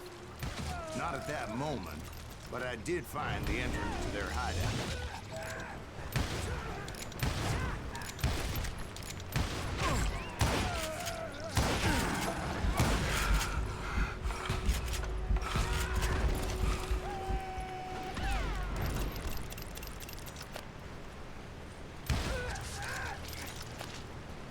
A deep crevice that led to a deeper cave. Don't tell me we're in there.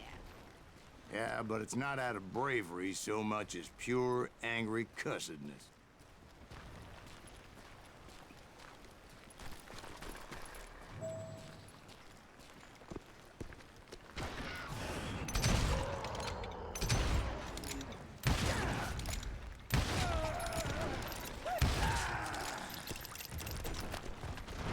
See, back then, I had a stubborn streak a mile wide, and I wasn't about to back down. So it was like pitch black in there? Actually, it was pretty well lit, as they had torches on the walls.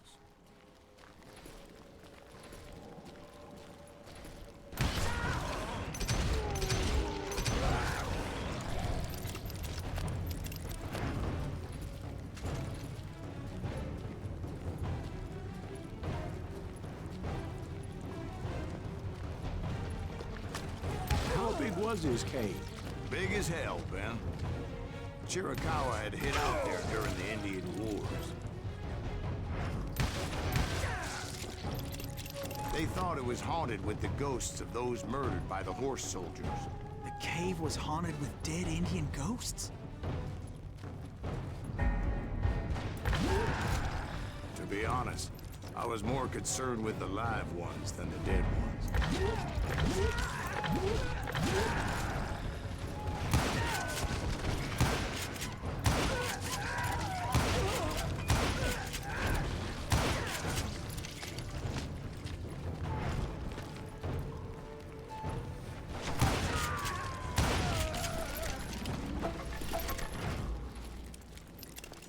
come you know so much about engines? A few years back, I was married to two Mescalero women.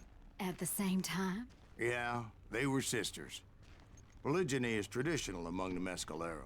So what happened? Oh, I had to get out of there. Those girls never shut up. Both of them nagging at me all the time. Drove me half crazy. Haven't seen them since. No, I mean, what happened with Grey Wolf? Oh, well, I pursued him into the Cave of Death. I came upon this flooded grotto, and that's when I saw him.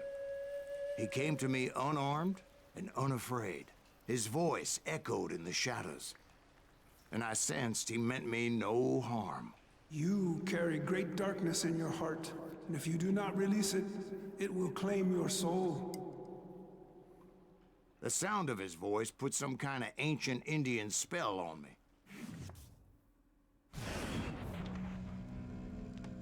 As his story unfolded in my mind. You will come to this place again and kill many more men, and the darkness will grow until it consumes everything that you are. The soul will have no rainbow if the eye had no tears. He said I was a great warrior, a coyote man, unequaled by any other pale-faced warrior, or something like that. The snakes will bite shadows of your past until a venom poisons your heart, and an echo of the song of the dead summons the spirits deep from within the mountains. I didn't quite get what he was saying, but there was definitely snakes. And indeed, his warriors surrounded me and attacked me like hungry wolverines. They couldn't stop me, though, and Grey Wolf wasn't in the mood for idle talk.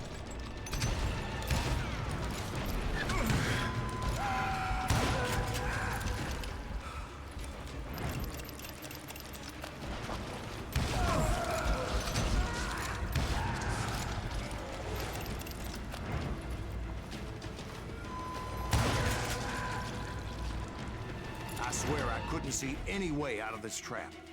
But suddenly, one just appeared. Kind of like a miracle.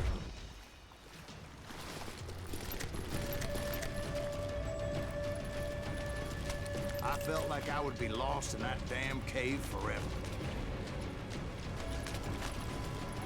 Finally, I found myself back outside, perched on the edge of a precipice, overlooking a thundering whitewater river. To get where I was going required several leaps of faith, but no way in hell I was turning back. I chased after him, determined to make him explain the meaning of all that mumbo-jumbo. Mumbo-jumbo is right. Are you making this all up as you go? A few details may be fuzzy, brother, but I am relating exactly what happened to me. There were dozens of Apache warriors aiming at me from on high. Dozens? Well, maybe not dozens, but there was a lot of them. At least 3 or 4. Well, more than that, little lady.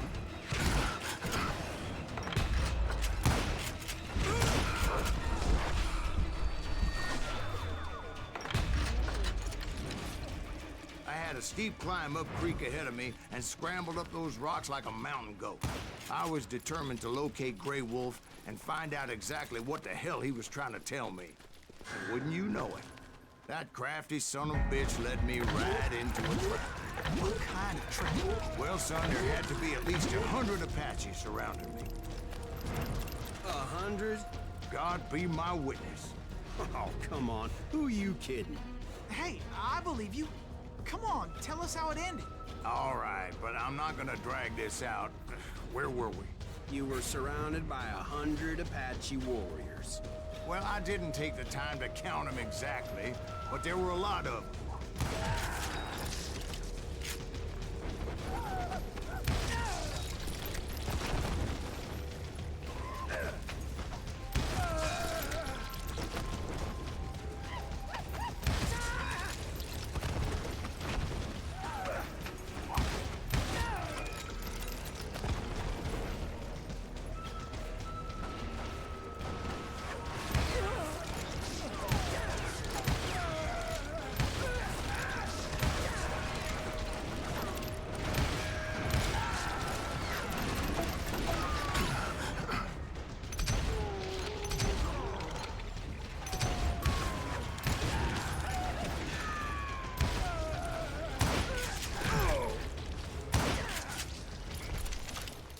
And in the end, a path appeared before me that I had not seen before.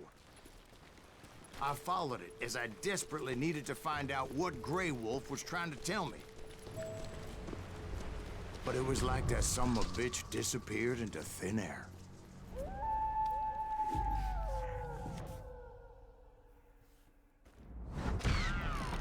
Never did find him. And never did collect my goddamn bounty.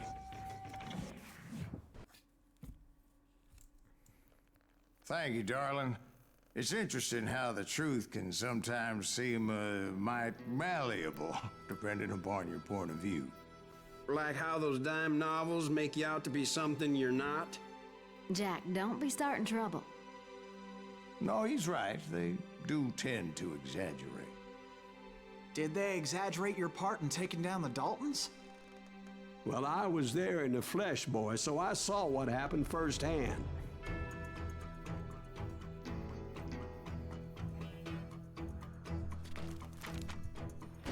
Those Daltons were lawmen once, before they all went bad, robbing banks and trains clear across the territory. Until Coffeeville, of course. I was one of the citizens who took up arms that day. Fighting on the side of the riot? I did my best, sir. We all did.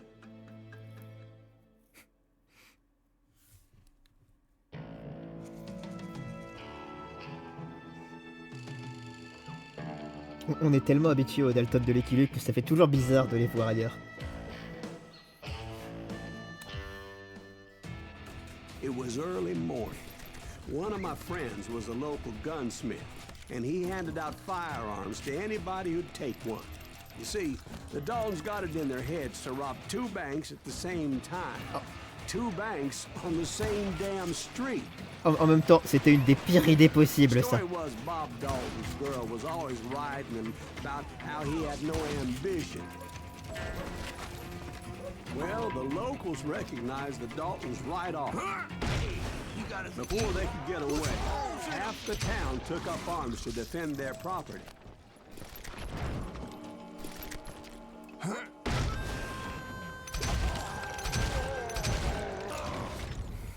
The brothers paid dearly for their stupidity, but everybody knows they had it coming. There's more to it than that. I read all about that day, so I know for a fact that it went down very differently. First of all, it was high noon. A posse of U.S. deputy marshals were on the rooftop across the street. Get ready, boys. They're gonna make a move. The lawmen had been tracking the Daltons for months. Now they finally had them dead to rights. Among them was a bounty hunter feared by many a lawbreaker. The marshals tried to get the Daltons to surrender. They'll give up eventually. We just gotta wait for some bitches out. This bounty hunter knew that the brothers were far too proud to ever lay down their guns.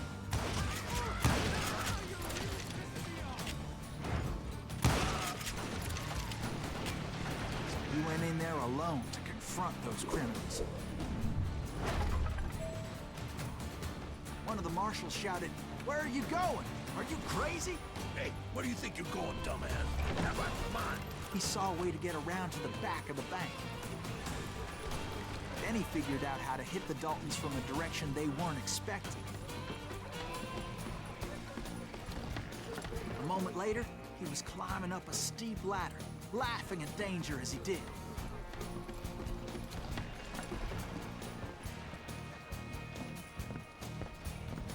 It was brave men like him who risked their lives to tame this wild country.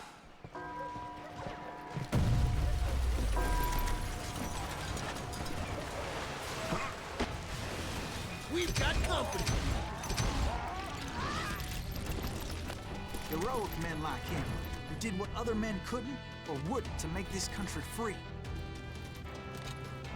Like Jim Boo, Is that Davy Silas Crockett, Greaves? who died Son of a defending the country. bitch!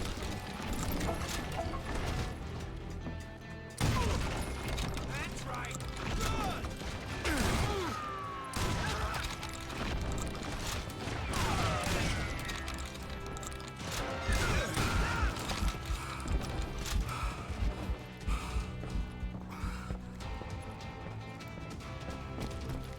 Over there!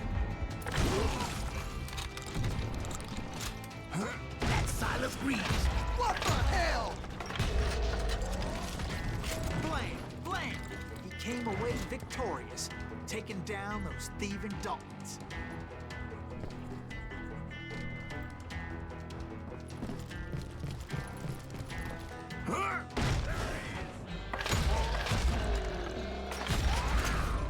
His name is Silas Greaves, and when the dust finally settled, he was the last man standing. Sorry, kid, but that just wasn't the way it happened.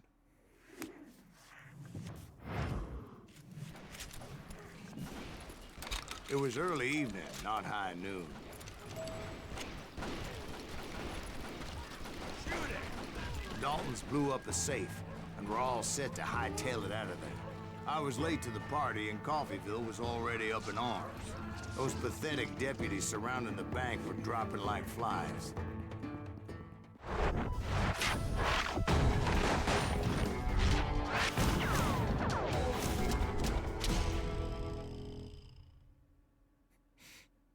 I'd been tracking those jokers for months, waiting for them to do something reckless. And finally, they did. Those stupid bastards decided to rob 2 banks at the same time in the same town where everybody knew them. But they still had friends in Coffeyville. Alors, je ne sais plus s'ils étaient tous hors la loi ou pas. Et de mémoire, le 4e n'était pas dans le casse. D'ailleurs, il me semble que ce jour-là, ça sera dit dans le jeu hein, aussi, mais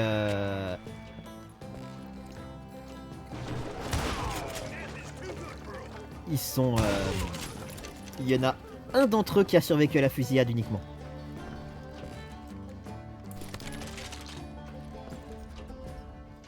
Avec, je crois, 56 plombs dans le corps.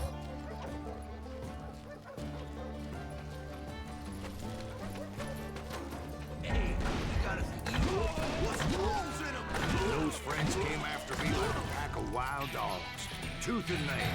They were coming at me from all directions. Et qui, par la suite, joua au cinéma. Problem was, they knew the town better than I did. And to top it off, I found myself in the middle of another shootout in Tyre. Did the Daltons hole up in somebody's house? No, it was the Smiths, I believe. They were cousins of the Daltons. And they were shooting at the Browns, who were shooting at the Daltons. Which wasn't any surprise, because those 2 families have been feuding forever. And since the Joneses are related to the Browns, they shot at the Smiths, pissing off the Heimhoffers, whose daughter recently married a Smith. Well, bullets were flying every which way as all the old feuds in Kansas caught fire all at once. There was a hell of a lot of pissed off people in Coffeyville that day. But that's just the way life is sometimes. Shit happens.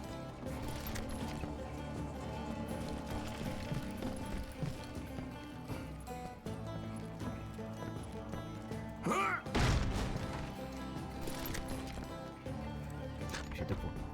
Ok. Voilà. J'ai un meilleur fusil. Hop.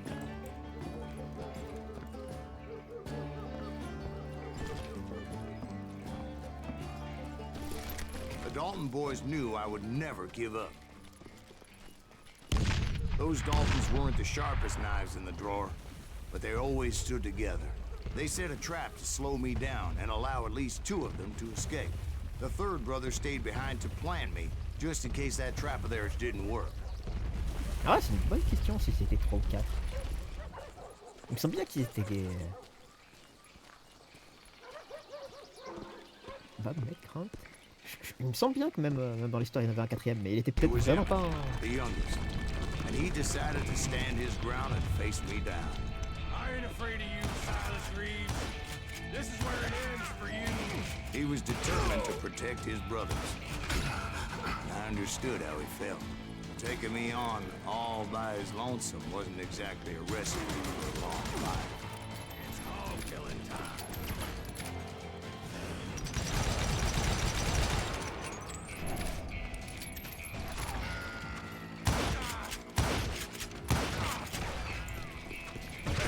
I'm gonna cut you in half.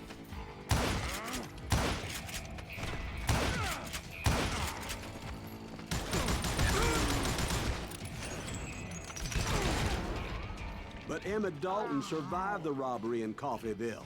He's the only Dalton who did. They say he was shot 23 times. Well, Dwight, who do you think put all those damn holes in him? Le plus jeune a survécu, avec 23 balles dans le corps. But I have to admit, that boy had grit. Et il a effectivement par la suite tourné dans...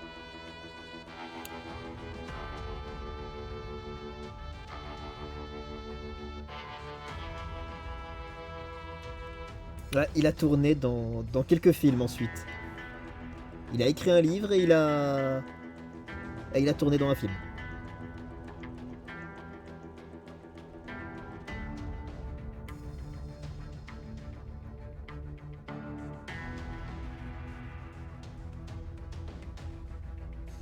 En fait, l'image très connue des Dalton qui fait penser qu'ils étaient 4, c'est que l'image où ils sont allongés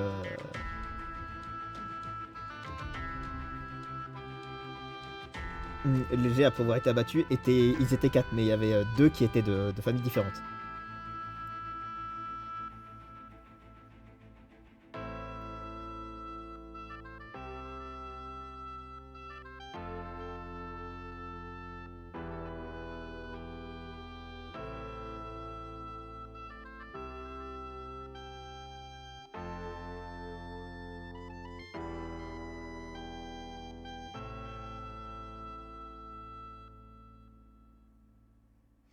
Mais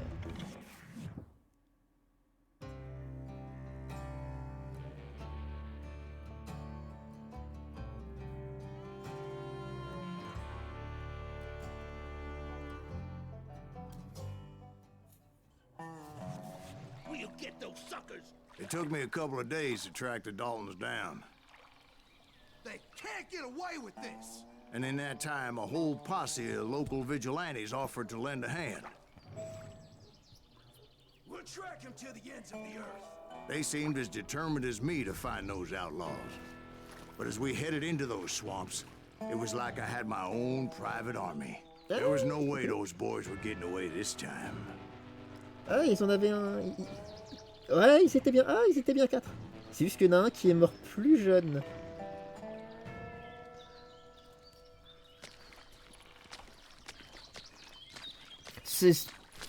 Mais la famille Dalton, apparemment, ils étaient genre 9. Donc, bon. Et c'était un gang en prime.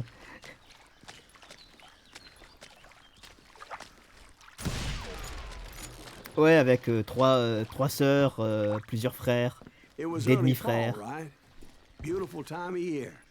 At least you had the weather on your side. Not by my recollection. It was damp and foggy as hell.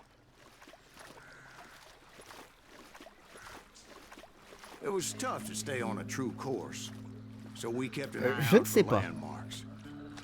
Je ne sais pas si la Madame Dalton était véritablement une criminelle faisant partie du gang ou pas. En même temps, c'était vraiment des gangs de famille. Comme c'était raconté là, il y a une famille qui s'en était mariée à une autre, donc comme il y en avait qui tiraient sur les Dalton, il y en a d'autres qui ont tiré sur ceux qui tiraient sur les Dalton. Et comme la fille d'un tel était mariée à un tel, et ben ils se sont mis à tirer sur les autres. Maple trees were in full color, red as blood.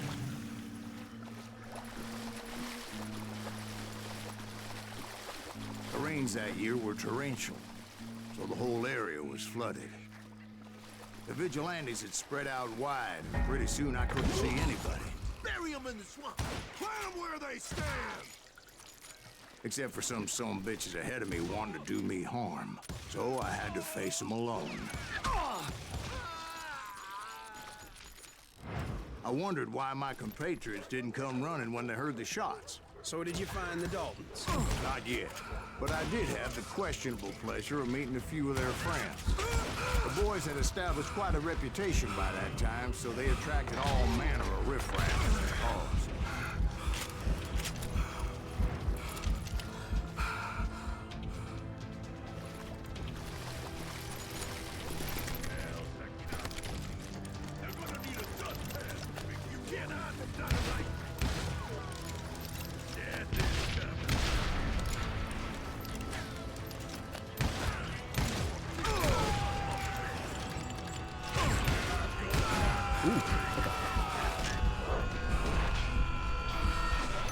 sont du plomb, eux.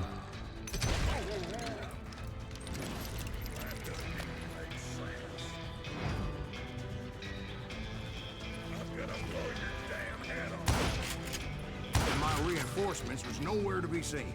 Point being, I was under serious attack.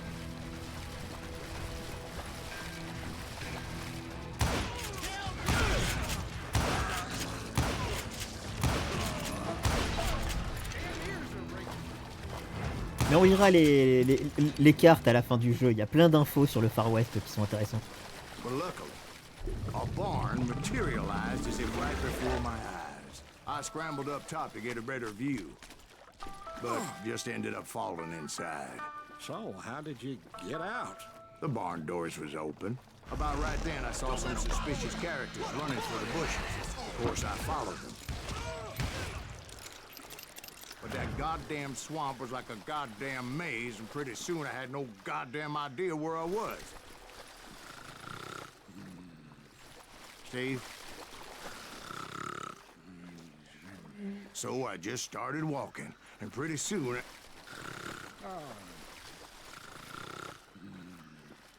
Steve? Steve? Huh? Oh, no, I'm listening. Indians surrounded me from all sides.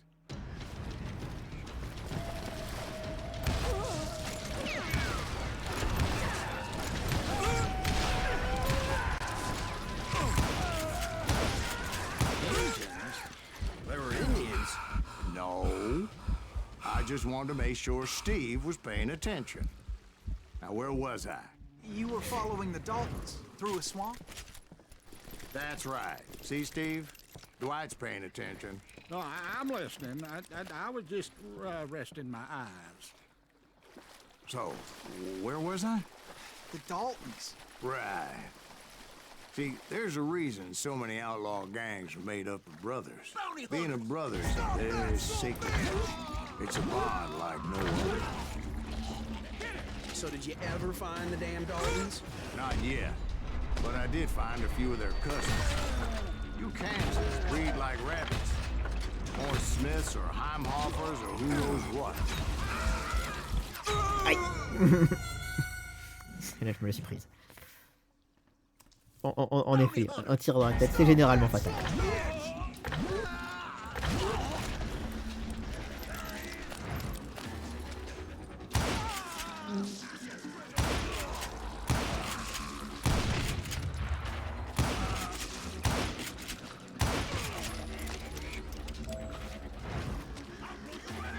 But hell, what's more important than family? I bet Ben knows what I'm talking about. Somebody kill that son.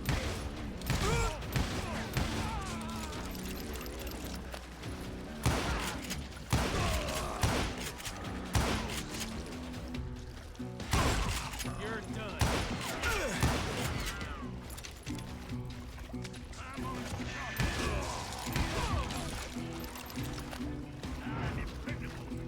Waste your bullets. Go ahead.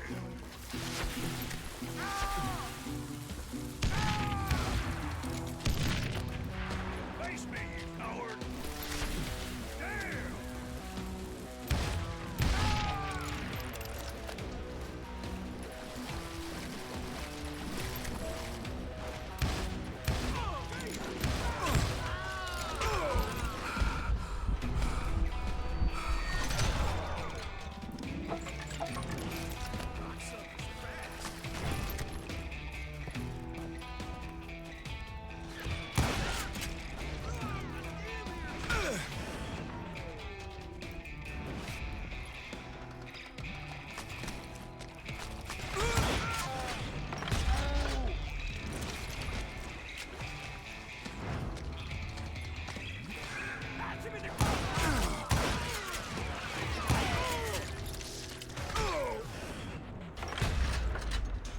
I knew those Dalton boys were out there somewhere, standing together against anyone who would threaten them.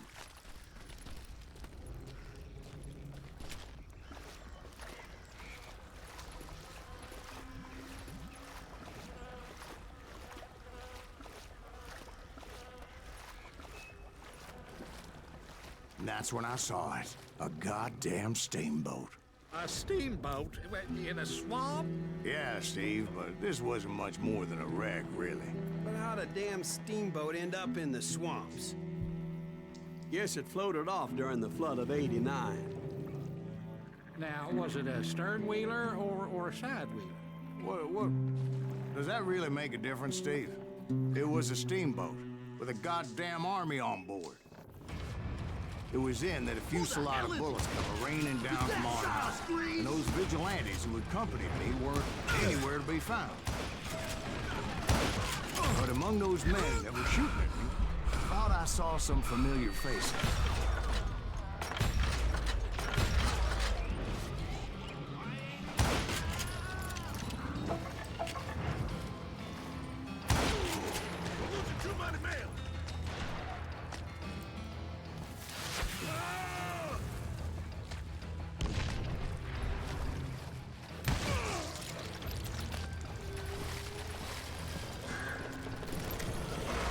Somewhere up there, the Daltons were waiting on me.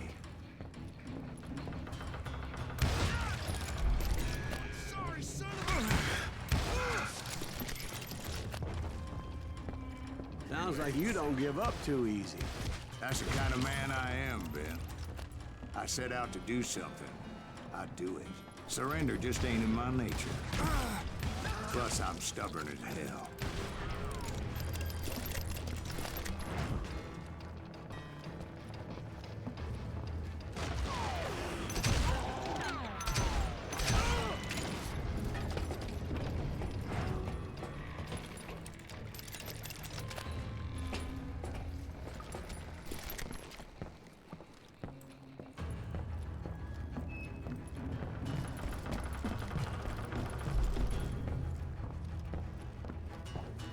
Right about then, much to my relief, the vigilantes finally arrived. Their leader motioned at a cabin in the middle of the top deck, pointing me directly at the Daltons. I finally had them, after months of dogged pursuit. But it turned out that they had me. Take him out! I'm sending you to hell!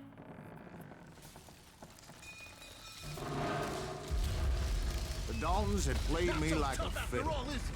Apparently, the vigilantes were on their damn payroll. They didn't just want to shoot me. They wanted to burn me alive. But finding my way out of a burning labyrinth proved to be quite a challenge.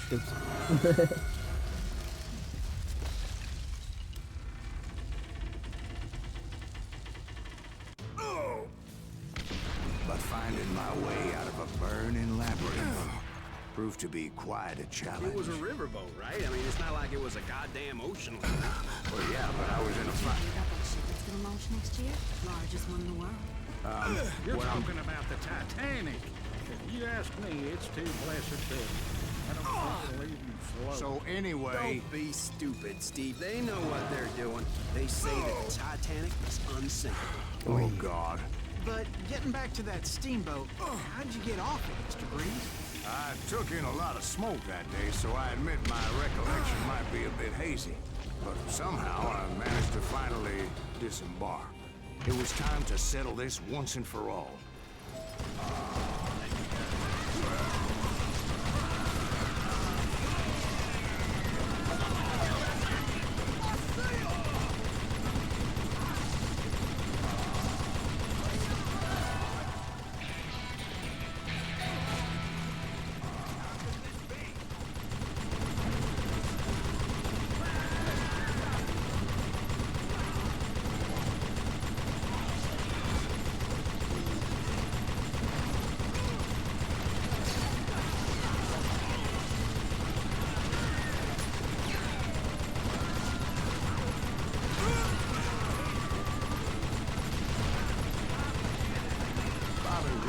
About to come at me one at a time. They were in this together. Two brothers side by side, determined to take me down. Confident that this time the odds were on their side.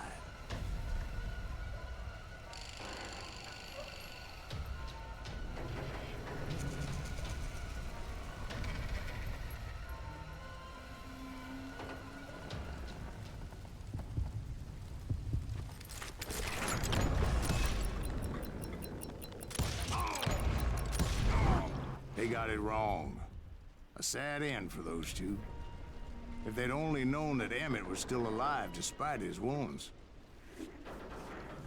Paroled 14 years later, he moved to California and sold real estate and lived off the legend of that fateful day. And the tragic death of his two brothers.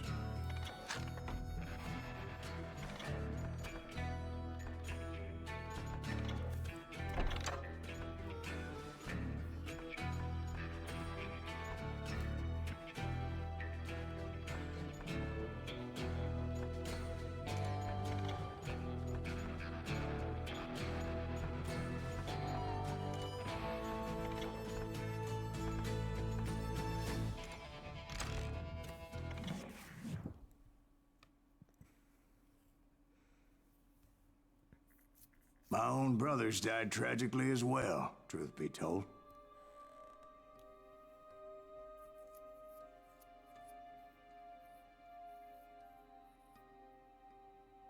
It was 1868, and me and my older brothers were pulling a tidy profit running cattle into Juarez, Mexico.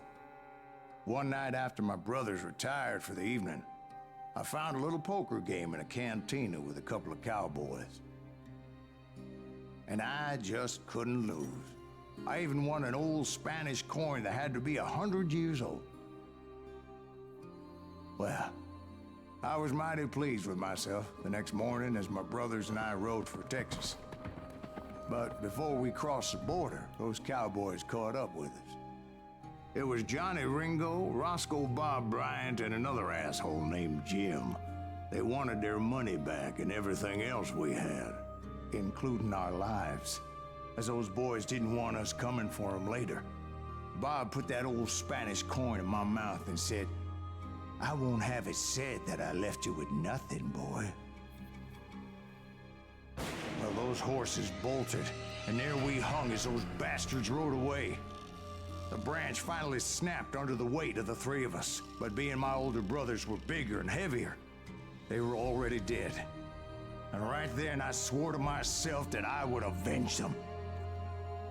Ringo you know about. But Bob eluded me, until I heard he was riding with the Wild Bunch.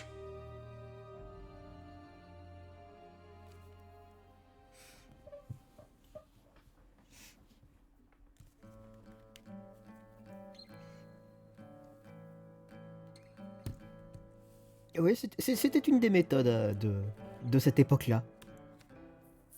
I'd been on their trail for months, ever since they left their hideout in the Bighorn Mountains. Led by Butch Cassidy, they were a loose association of outlaws who robbed banks and trains from Colorado to Montana. Among them was the Sundance Kid, and that murderous hombre I was tracking, Roscoe Bob Bryant. Were you a part of that giant Pinkerton posse after the Wild Bunch? No, boy. A circus like that would have slowed me down. Besides, I wanted Bryant all to myself. I'd heard about a large shipment of gold being transported to Wilcox, Wyoming on the Overland Flyer. I figured the Wild Bunch would likely hit such a treasure, and by God, I figured right. They blew the bridge with the intention of forcing the train to stop. Well, I assumed the Wild Bunch was likely in the still intact part of the train high above. I was determined to make that sumbitch Bob pay for what he did to my brothers.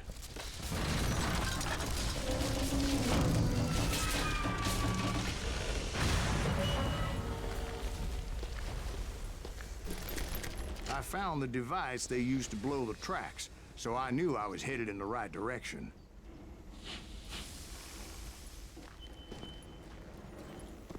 My ears are still ringing from blowing up that bridge. What'd you say? Well, I made my way off unscathed and came upon a few members of the gang and had no choice but to dispatch them. From there, I had to negotiate an even more precarious route. But first, I would need to get my ass out of there.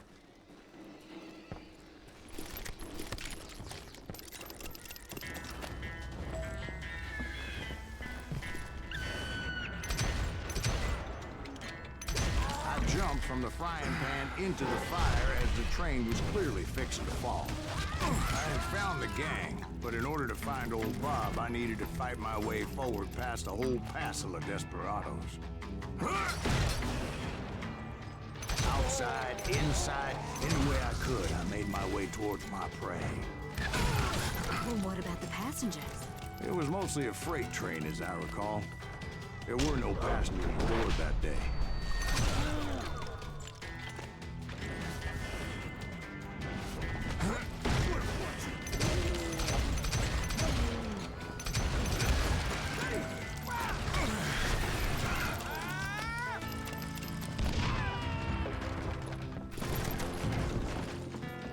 As I mentioned before, I am not fond of heights. But I was too busy dodging bullets to worry about falling to my death.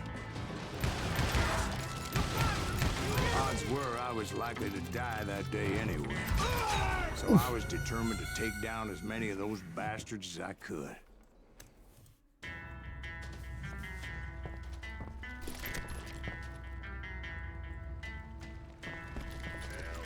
At times, it was like shooting ducks in a shooting gallery. The only difference is these damn ducks shot back.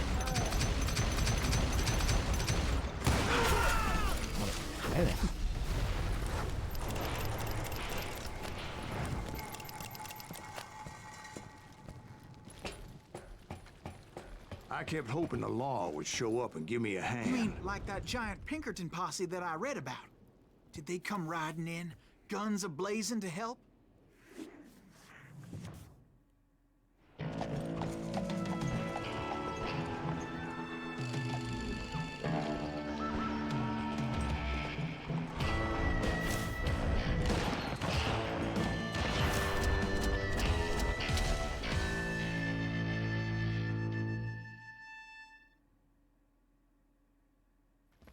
Help? From the Pinkertons? No, son.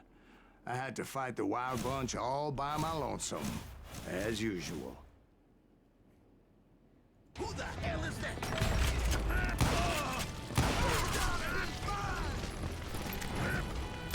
Start cover! Retreat! Retreat! He's killing everybody! He'll kill us all!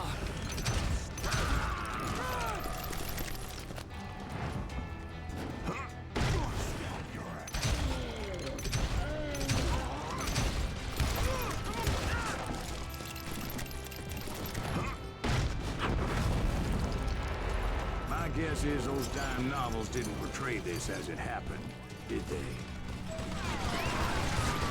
Only a few stragglers were left. I had to cut them down pronto if I was going to stay on old Bob's trail.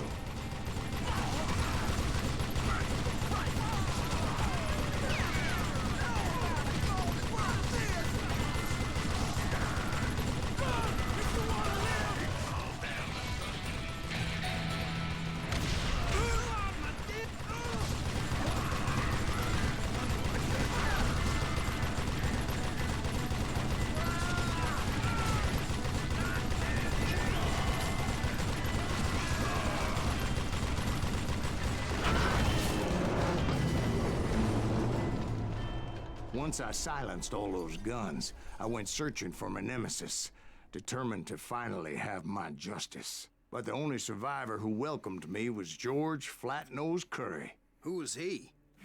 The fastest gun in the gang. Right after Sundance, I mean. And Kid Curry, and maybe Elsie Lay.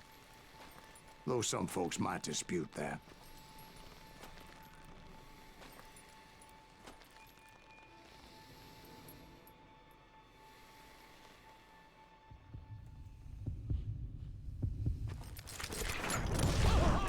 On that very same day, Butch Cassidy and the Sundance Kid decided to leave the Wild Bunch behind and decamped for South America.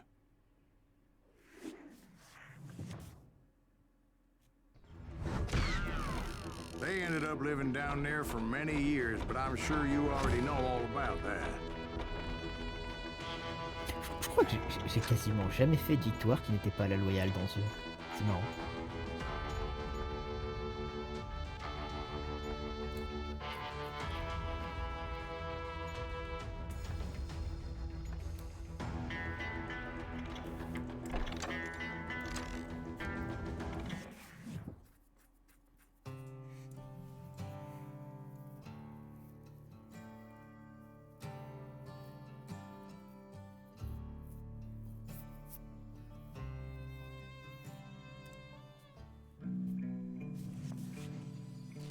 I tried to find Bob Bryant, but it was as if he'd disappeared. Sometime later, I heard the Wild Bunch was back together. Kid Curry escaped from jail, and now he was running the whole shebang. So I took to their trail, as I was still in pursuit of my brother's killer and hoped that he was back with him.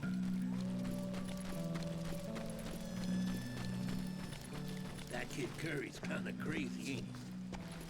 Don't let him hear you saying that. Anyways, I tracked those boys to a camp right outside Parachute, Colorado. Being outnumbered, I didn't bother with a warning shot. I just started taking those bastards down.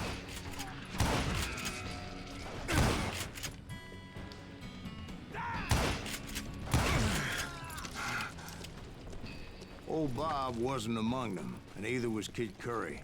I could sense him close by, however, plotting something nasty. I just needed a clue as to their whereabouts.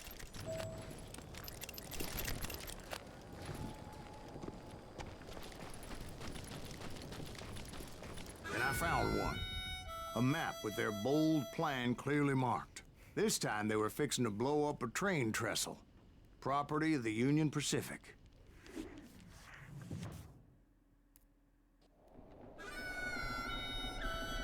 The plan clearly indicated how they were fixing to undermine several of the weakest wooden supports.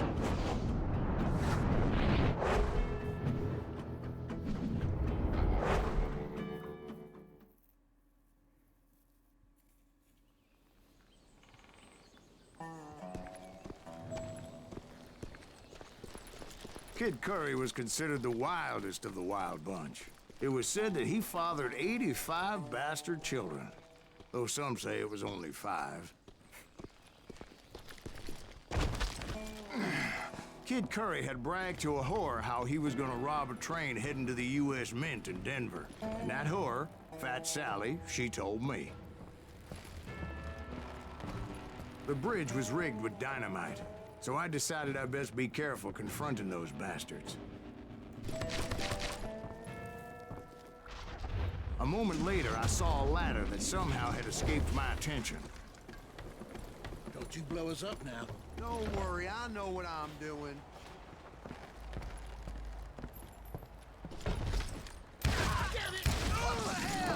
It appeared the kid had found a number of new recruits to bolster their ranks, but the Wild Bunch did not take kindly to my presence and attempted to blow my head off. What happened next? Well, having removed the first bundle of dynamite, I decided I might as well remove the other one. Once that was done, I figured I'd find my way from there.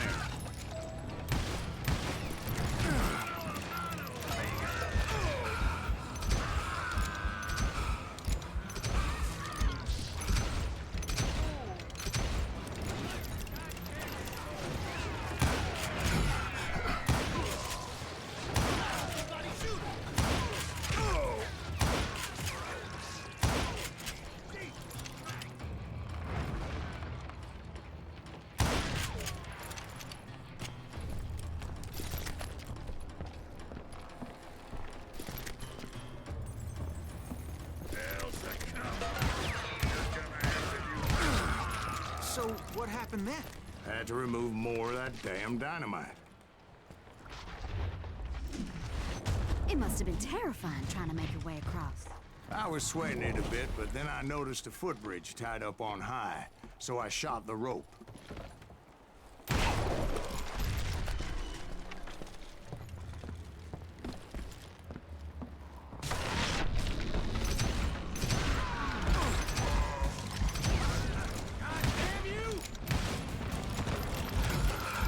Of course, I had to tread carefully. Otherwise, I could, well, die. Oui.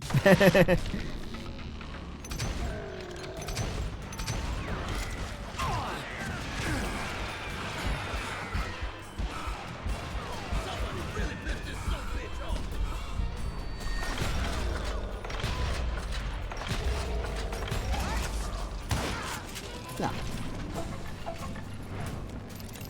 So that was all the dynamite? Funny you should mention that, darling. As actually, there was a 4th charge impeding my progress. Once I removed it, my path was pretty clear.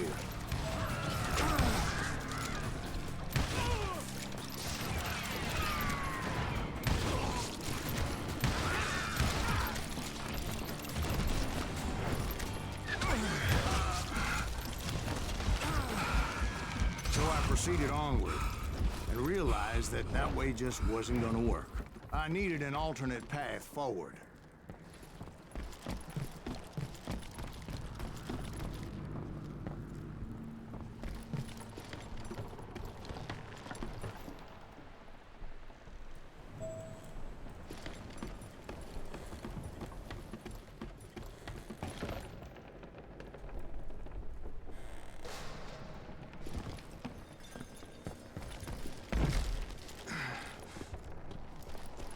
Luckily, I found a cave, and as I made my way back to the bridge, I saw something that concerned me. It was a long, burning fuse, and it was moving fast as hell. I had to catch it.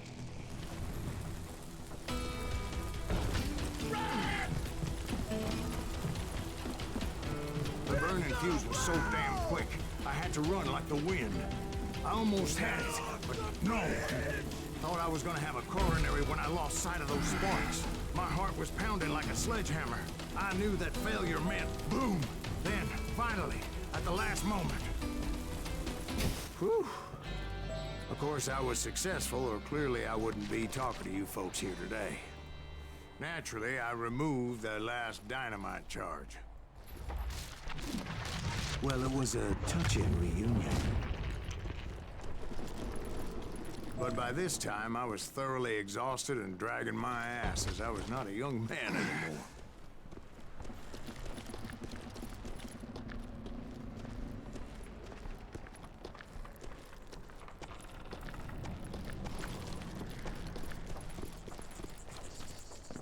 Kill that SOB! Make him bleed! Send him to forget! Finally, I found those boys. Or more precisely, they found me. Nuttier than a damn fruitcake!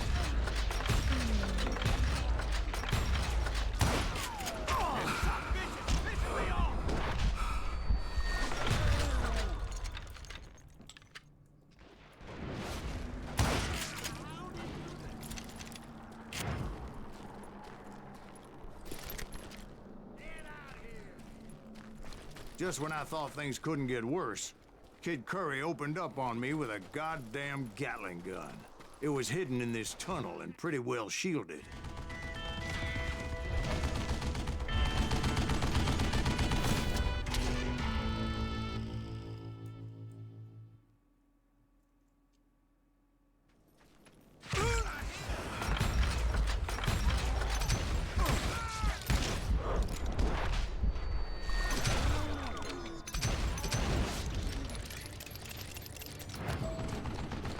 Luckily, I had located some dynamite. I still, however, had my work cut out for me.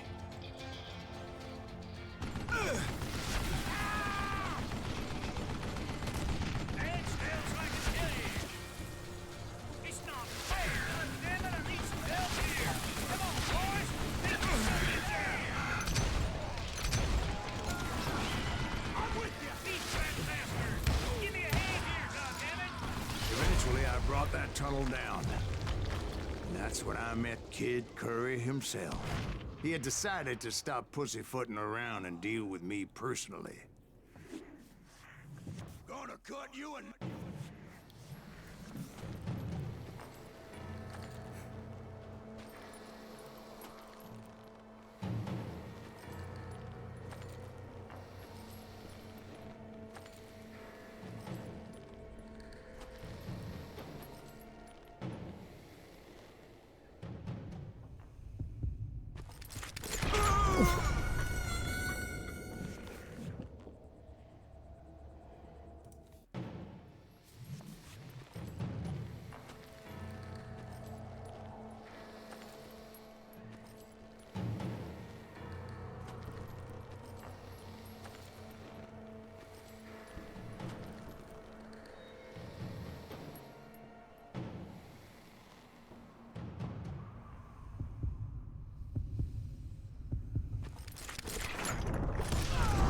fast as he was. I was just a bit faster. And as he lay wounded, I demanded to know the whereabouts of Roscoe Bob Bryant. He shouted at me. Is that what this is about? Bob went with Butch and Sundance to South America. You ain't never finding him.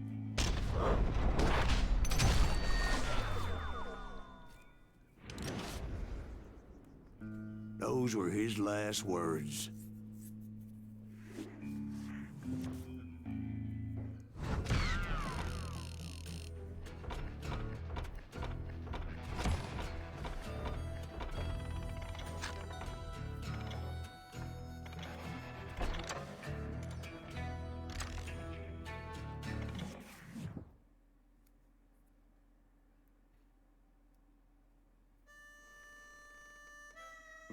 So, Bob Bryant got away? I knew I'd never find him in South America. What about the other killer? Yeah, you kinda glossed over that one. Well, I found Jim not long after my showdown with Ringo. At the time, he was riding with the James Younger gang. Did I neglect to mention that?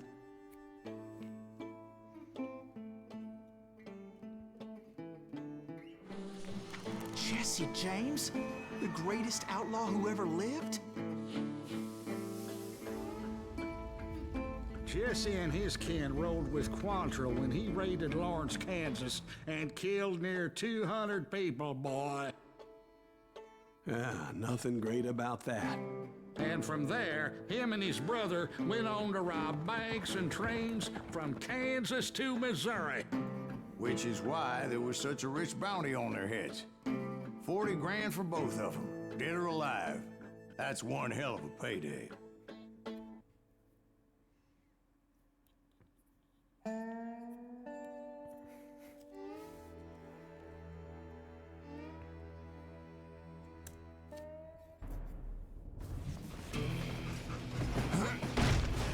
I confronted them as they were robbing a train. Bullets were flying at me from every which way. But I knew I'd have to fight my way forward if I was gonna find this Jim.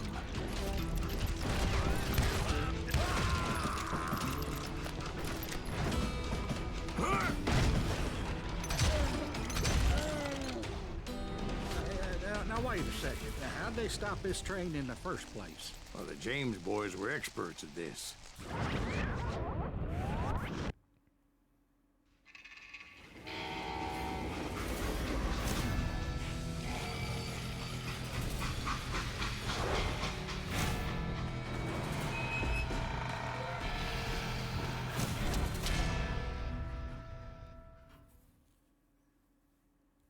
They hopped a freight train, having heard there was a big payroll in the express safe. So, I hopped the same train.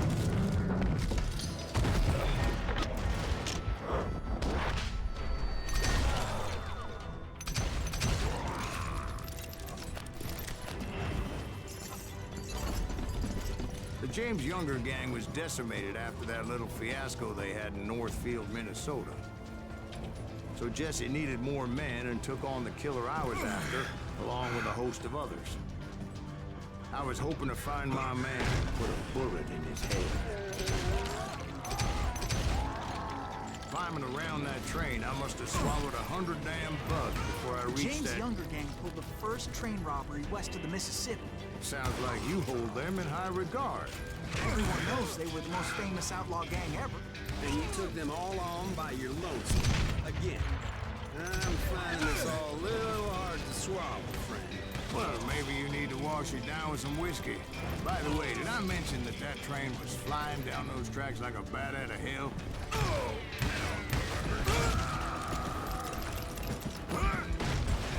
Anyway, excuse me, Ben. Where would I find the gentleman's facilities? Suddenly I have an urgent need to drain my one-eyed snake.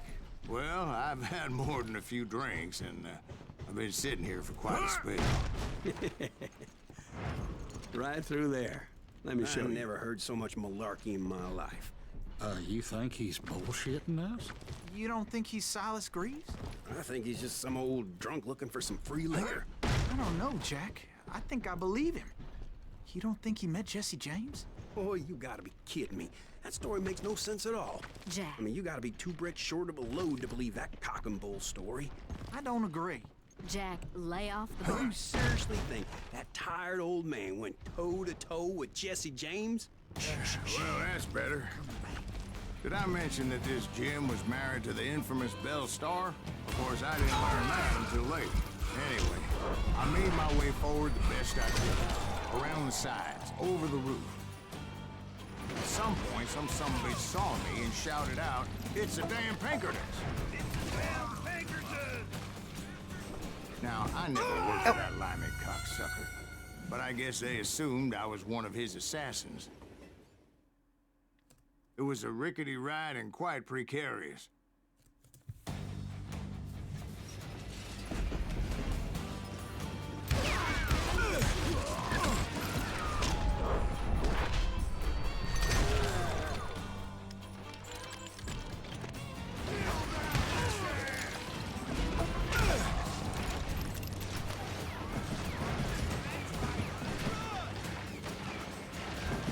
Those evil bastards firebombed Jesse's mother's house and killed his stepbrother. So it's no wonder each and every asshole on that train wanted me dead.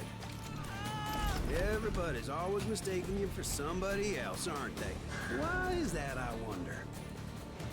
Don't rightly know, Jack. I'm just telling you how I remember. I bet you are. I came across a flat car piled high with logs and had to come up with a creative way to make my way forward.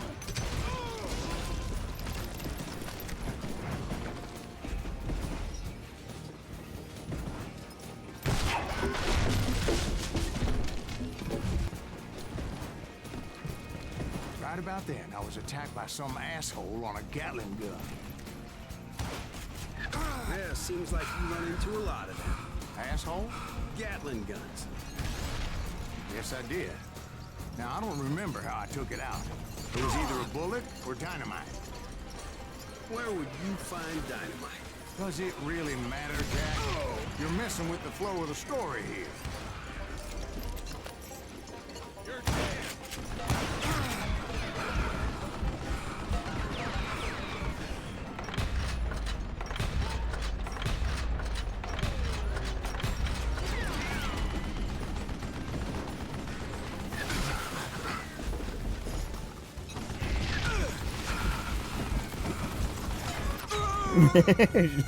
J'ai vu que je l'avais mal lancé, tiens.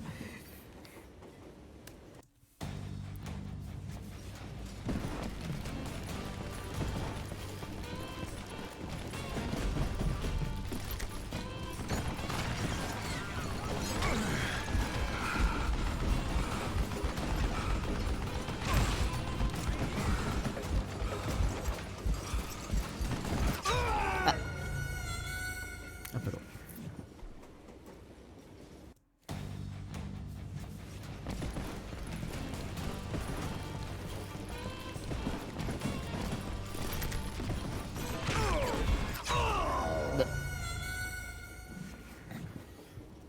Elle me pose problème, elle.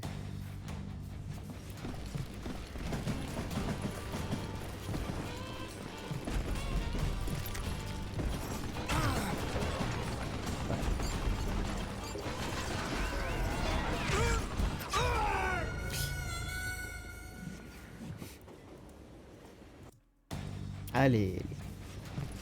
Bah, le fait est que la Gatling pour cette période était une magnifique invention tout de même.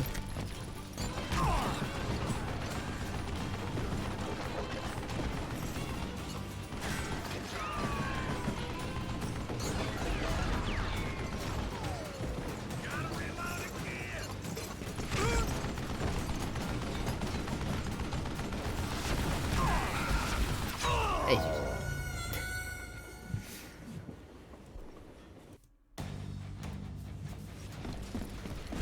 Et que je n'arrive plus, je ne sais plus viser avec ma dynamite, c'est terrible.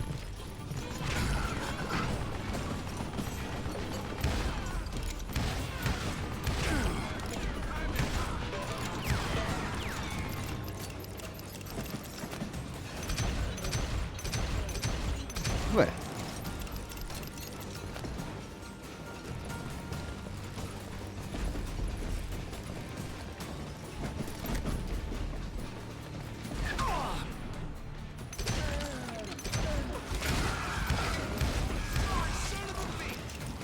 I was looking for Jim and shooting any son of a bitch stupid enough to get in my way. And that included Jesse James himself.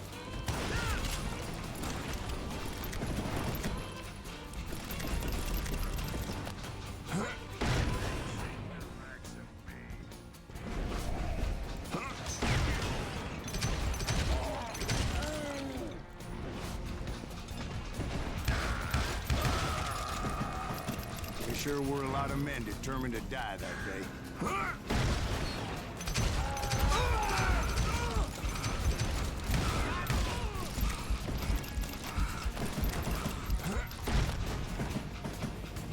It was then that Jesse detached the express car from the rest of the damn train. Blep.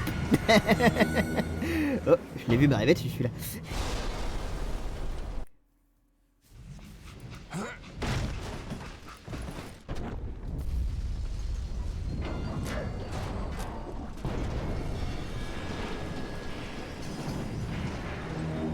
I could see Jesse waiting for me, fixing to kill me so he could get away with all that money. You had a showdown with Jesse James?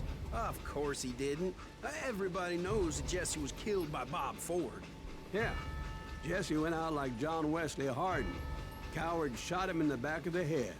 Guess it doesn't matter how far you run, does it, Ben? Your past always catches up with you.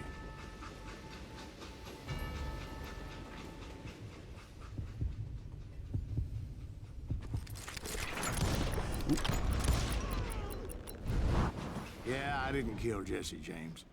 Just wounded him bad enough to convince him to hang up his guns. What about that Jim fella? What happened to him? I figure he was up front with a gun to the engineer's head. That bastard slipped away again. I'll tell you how I got him. But first I need to wet my whistle.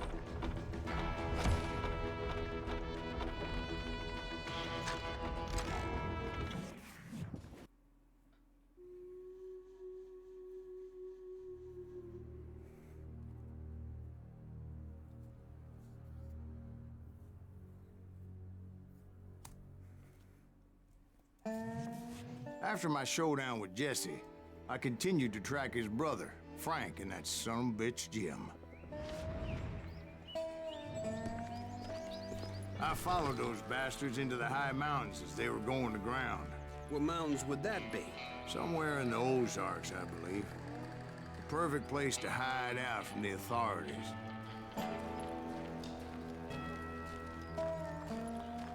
In fact, before I could find them, some Indians who fled the res and were hiding out from the military found me first. They probably thought I was a cavalry scout and didn't want me telling the military where they were. Indians? Yeah, they could have been Cheyenne, but there was all sorts of renegades roaming the landscape back then.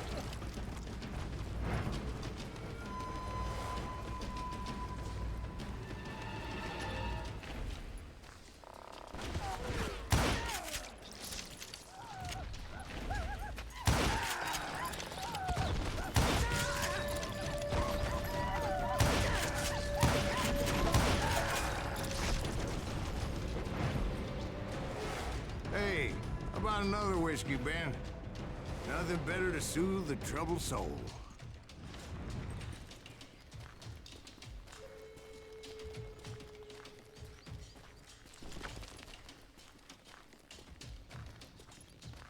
Now, where was I? Indians, right. I had more than my share of run-ins with the Red Man. Like that time... Did I tell you about Grey Wolf? Yes, sir. You did. Ah, of course I did. In fact, I can still remember that old medicine man's words to me. Jesus Christ, we're back to that again. You carry great darkness in your heart.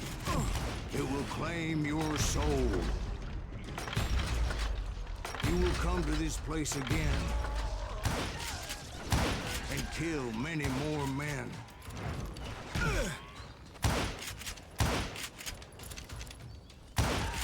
And the darkness will grow until it consumes everything you are.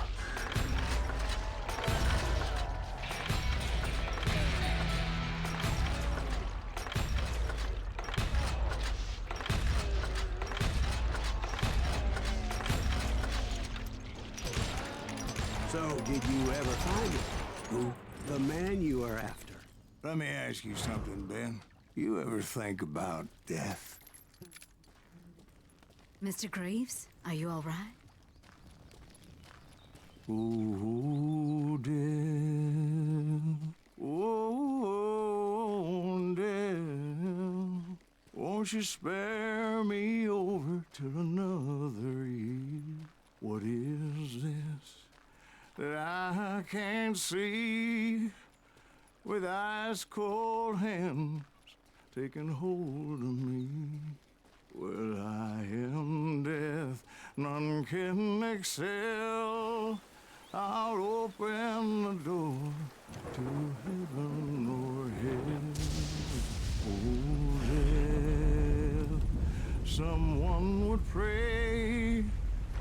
Could you wait to call me another day? Oh, death. Oh, death. Won't you spare me over to another year? So, are you gonna answer the question? What question is that? Jim Reed. Did you ever find him? Reed was indeed that son-bitch's surname. That's right, Ben. A despicable character. I remember him laughing like a hyena that cold morning they lynched me and my brothers. He was intent on avoiding my vengeance, but nothing was gonna stop me. Nothing.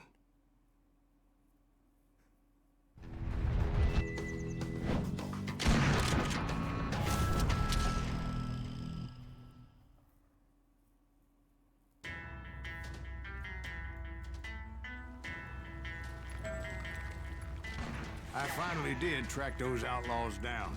They had long rifles with scopes and were well positioned to pick off any poor soul who came anywhere close.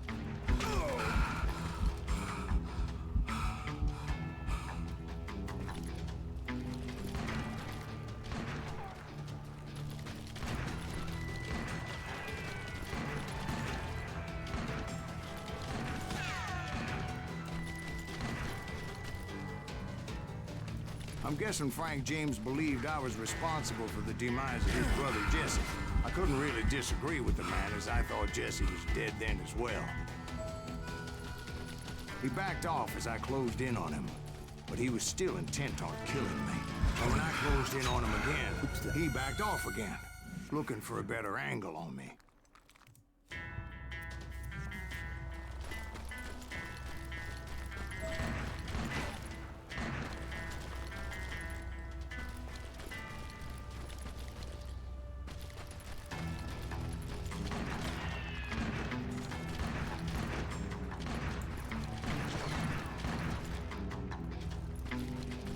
Hell, I can't fault Frank for wanting his revenge, as I was there for the same damn reason myself.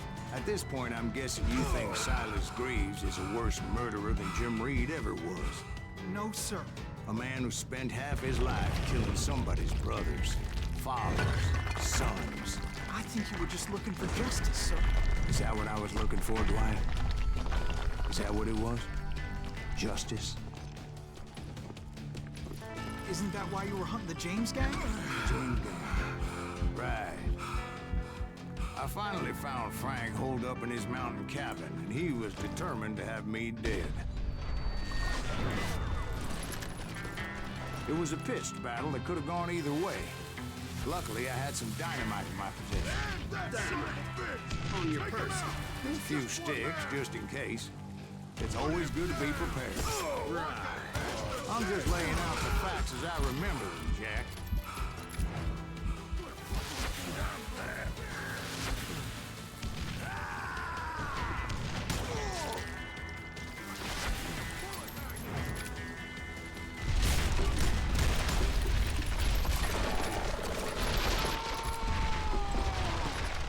shack, well, it went tumbling right off that cliff. With Frank James still in it? Yes, sir. But Frank James is still alive, living in Missouri, showing folks around the family farm for 25 cents a tour. I didn't say he died in the fall, now did I?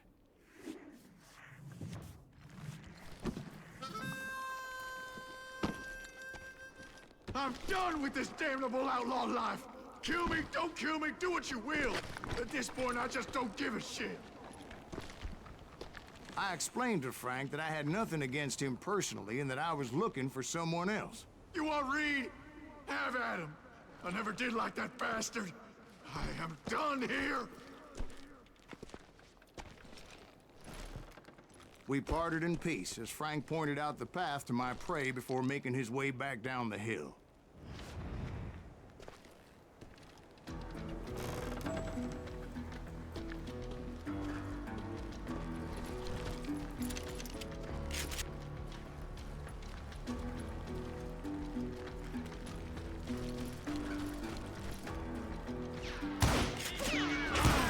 What happened with Reed?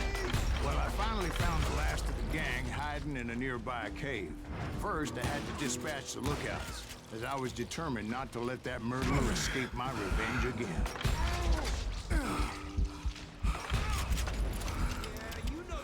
But rather than wander in willy-nilly, I decided it would be better to smoke that sumbitch out. Hey, Reed! I shouted. No wonder you're so ornery.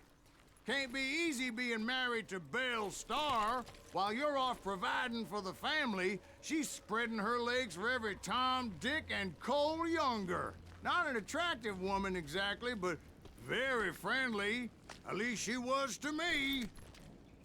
Son of a bitch! It was then that the last bunch of bandits jumped out of hiding. Why won't this asshole give up? Would someone please kill him?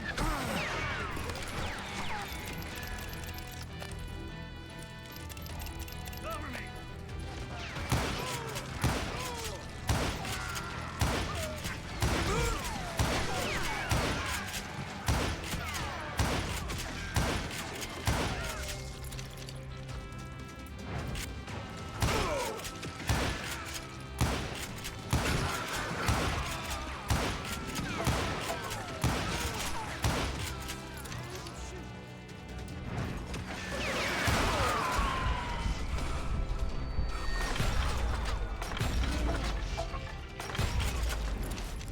Eventually, it was just me and Reed.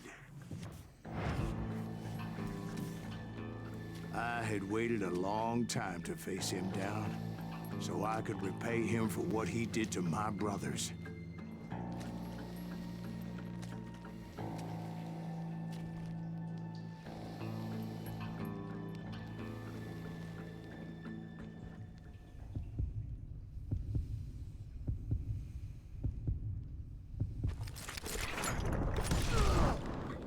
And repay him I did.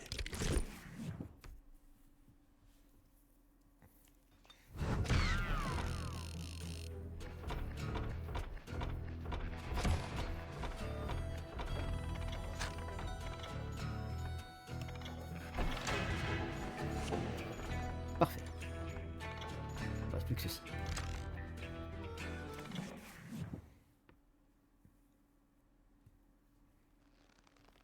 Well, I don't know about you boys, but I'm pretty beat. Well, it's too damn bad you never found that Bob character. Seems a shame you never had to pay. Well, funny thing about that, I did have one more chance at him.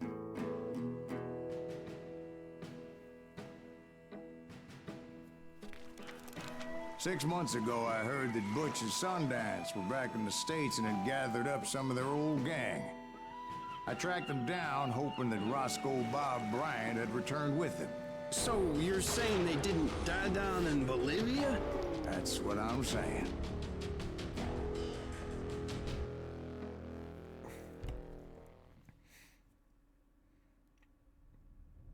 Ah oui.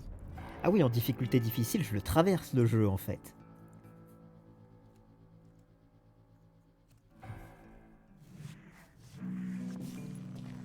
40 years I had waited to get my hands on the last of my brother's killers.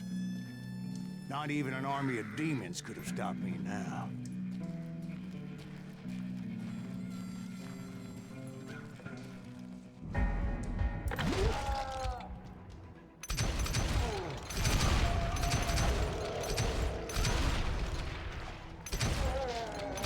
Both Johnny Ringo and Jim Reed fell fairly quickly. But the last one, Roscoe Bob Bryant. That son of a bitch had managed to escape my vengeance time and time again. I couldn't even be certain I'd recognize him after all those years. By now, he had to be close to 70. For all you know, he could have been dead. That thought had indeed crossed my mind, as did others. For instance, did my thirst for vengeance turn me into something worse than the man I was after? By this point in my storied career, I had killed more men than Bob Bryant ever had. I was furious as hell at that bastard for making me who I am.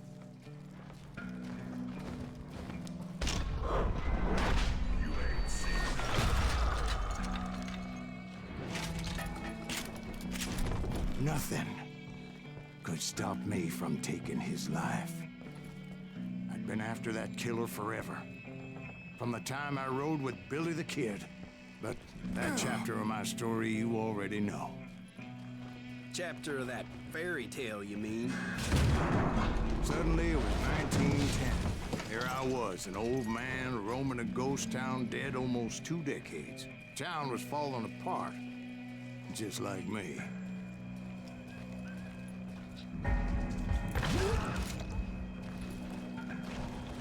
But I wasn't about to call it quits.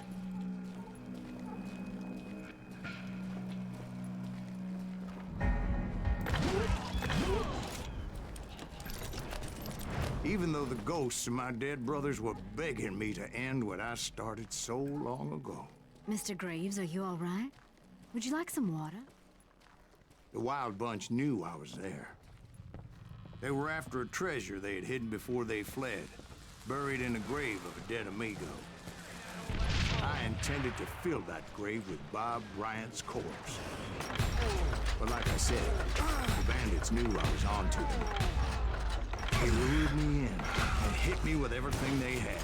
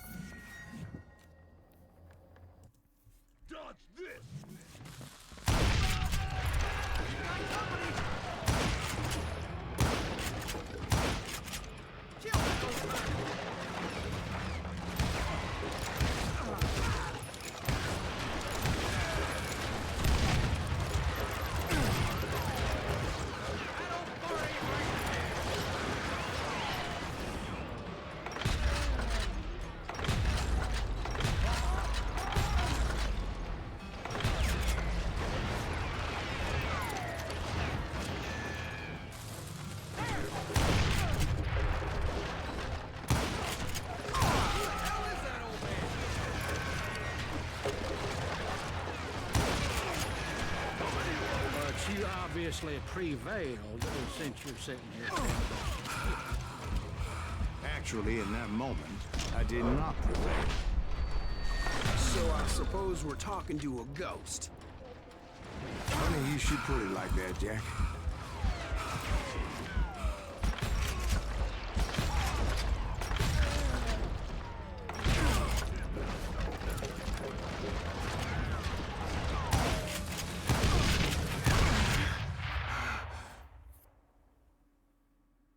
Because when I woke up... From the dead? There was silence all around me. I could swear to God I saw Billy then. Billy who? Billy the Kid. William Bonney. He was shooting at me from a rooftop. Here, and there, even over there. So I am right. You are titched in the head. Mr. Greaves, perhaps we should switch you to coffee? You see that old Indian again, too? No, but I did see Billy's killer, Patrick Floyd Garrett. He came at me guns a-blazing. But I knew that old war horse had died 2 years before. I wondered if maybe I was dead too and confronting the ghosts of my past. Perhaps all my sins were coming back to haunt me and drag me down to perdition. I saw Henry Plummer throw dynamite at me.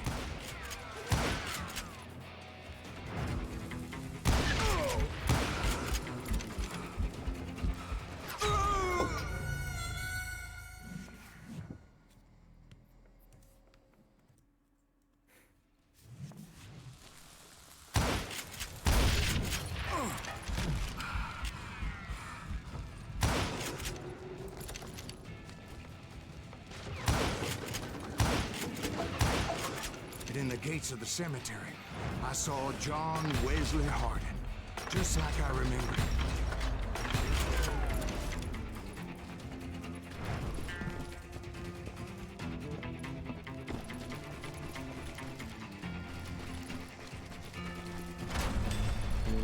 Robert Ollinger appeared with his terrible double-barrel shotgun. No ghost army was stopping me. My father-in-law got hit with a fallen branch. He spent the rest of his life talking to dogs. Newman Hayes Clanton, William Brocious, John Peters Ringo, they all wanted me dead.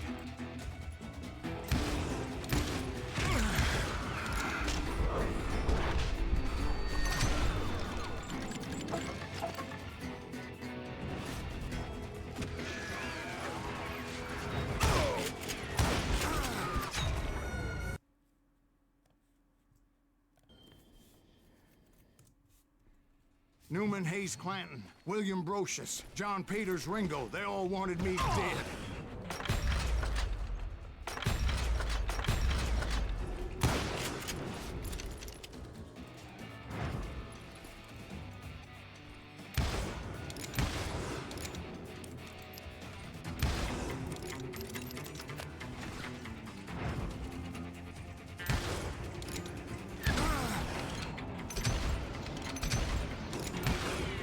The Dalton brothers, Robert and Grattan, guardians of the Garden of the Dead.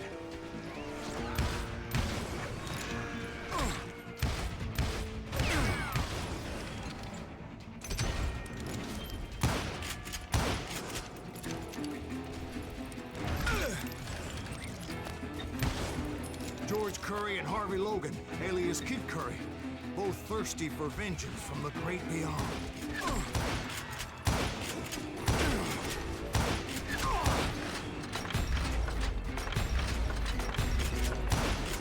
Jesse, Woodson, James, and Jim Reed. Each one deader than the next. I thought I would go crazy. Thought?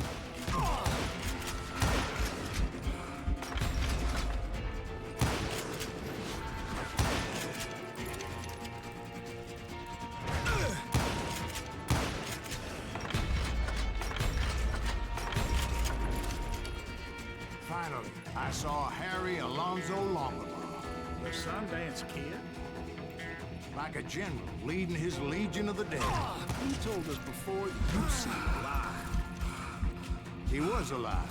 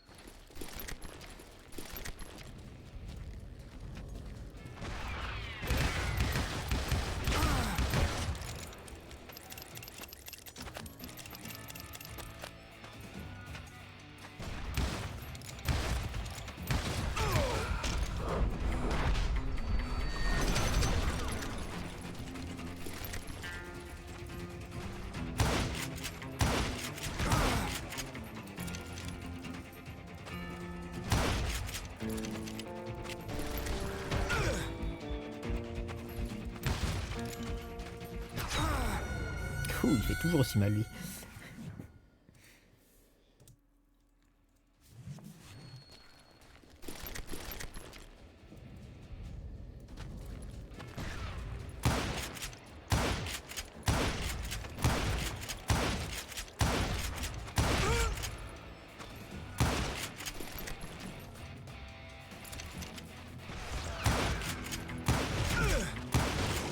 Then I heard a voice call to me from afar. It was Robert Leroy Parker, a.k.a. Butch Cassidy, coming at me from out of the fog. Thanks for taking care of that bastard.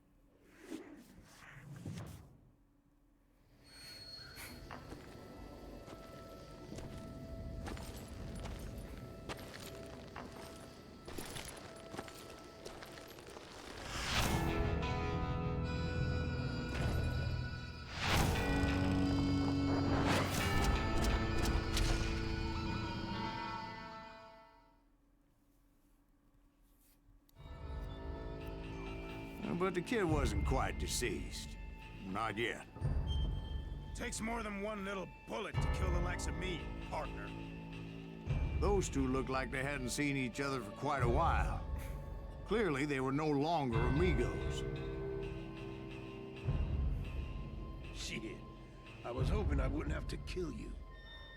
You won't have to, Butch. I'm killing you first. I asked them about Bob Bryant, but they were too busy with their own heated conversation. Let me get this shit straight. You want my money and the love of my life? You frittered it all away, Butch. Eda's mine.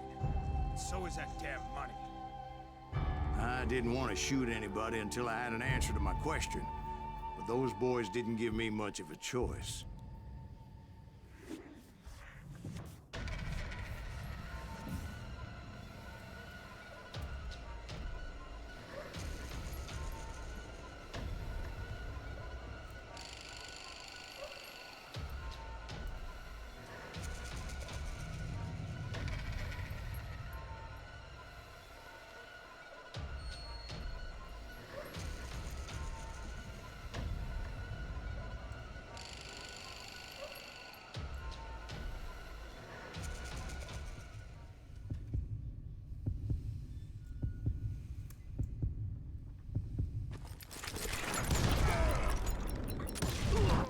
Butch Cassidy and the Sundance Kid died there in that cemetery not 6 months ago.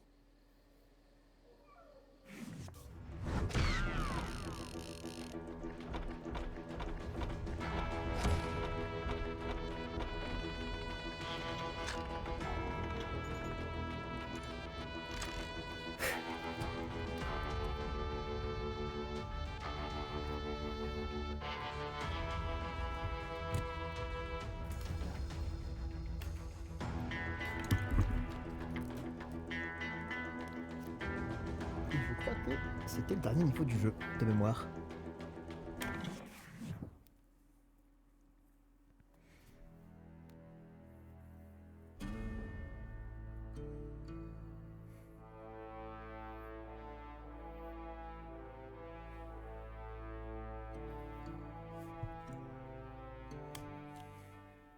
Butch Cassidy and the Sundance Kid were killed by the Bolivian army. Everybody knows that. That's the legend, but it ain't the truth.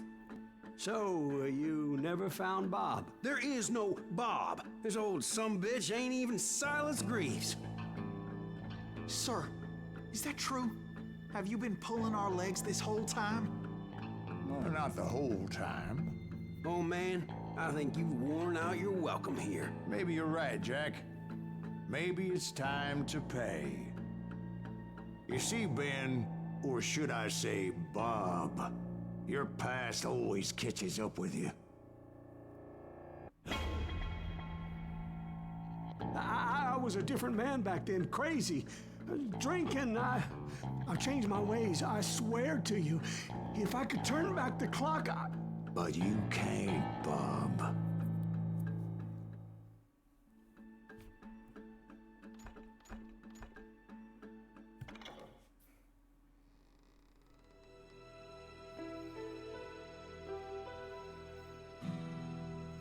Why'd you toy with me like that? Telling those tales, knowing all along. Why not just lay your cards on the table? Here. I won't have it said that I left you with nothing. That's how you want it? So be it. Holy shit! Right, Molly, move against that wall. Go!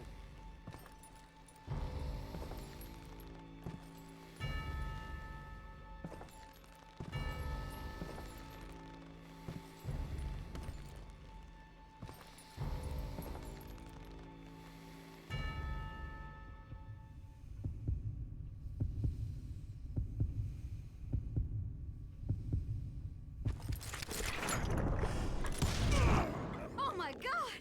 Oh Jesus!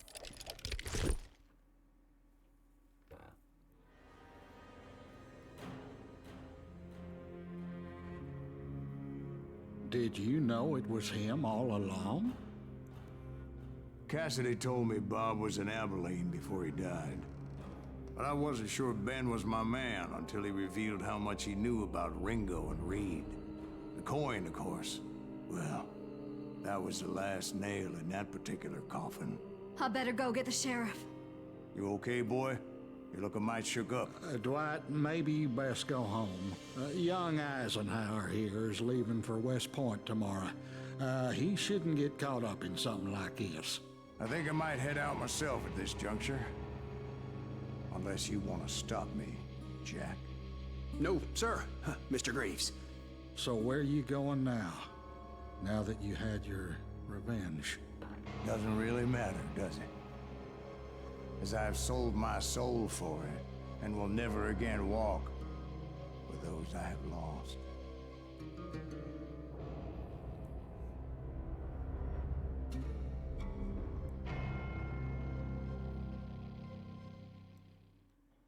Ooh, dear. Ooh.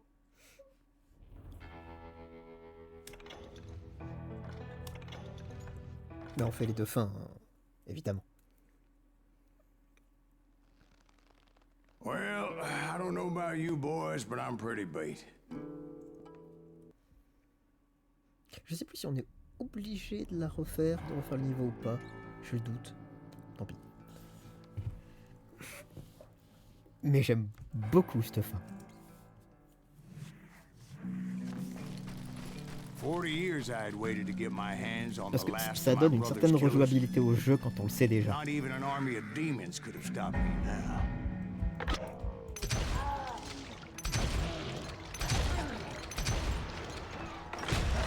Both Johnny Ringo and Jim Reed fell fairly quickly.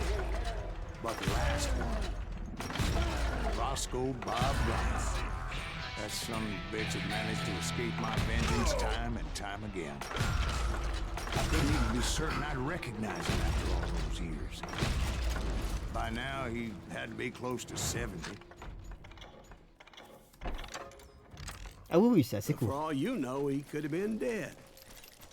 J'avoue qu'en fait, mentalement, je me disais qu'il durait plus 5 heures, mais c'est parce que je me suis habitué à le faire en difficulté maximale, et je passe mon temps à mourir en difficulté maximale.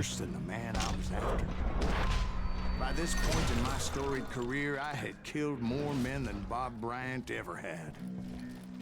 Nothing could stop me from taking his life. I'd been after that killer forever. From the time I rode with Billy the Kid.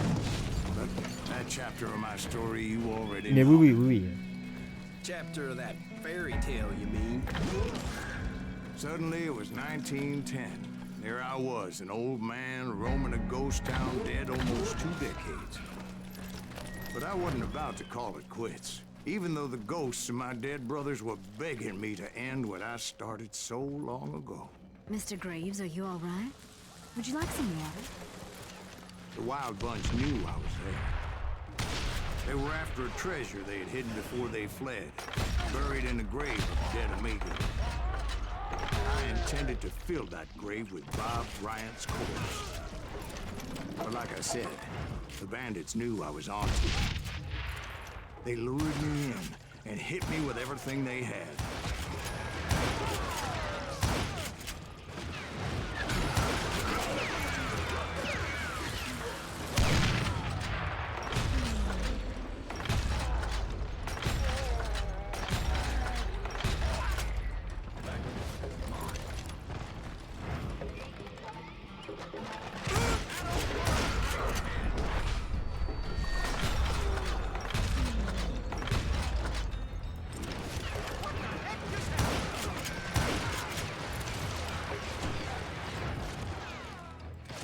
But you obviously prevailed since you're sitting here telling us the tale.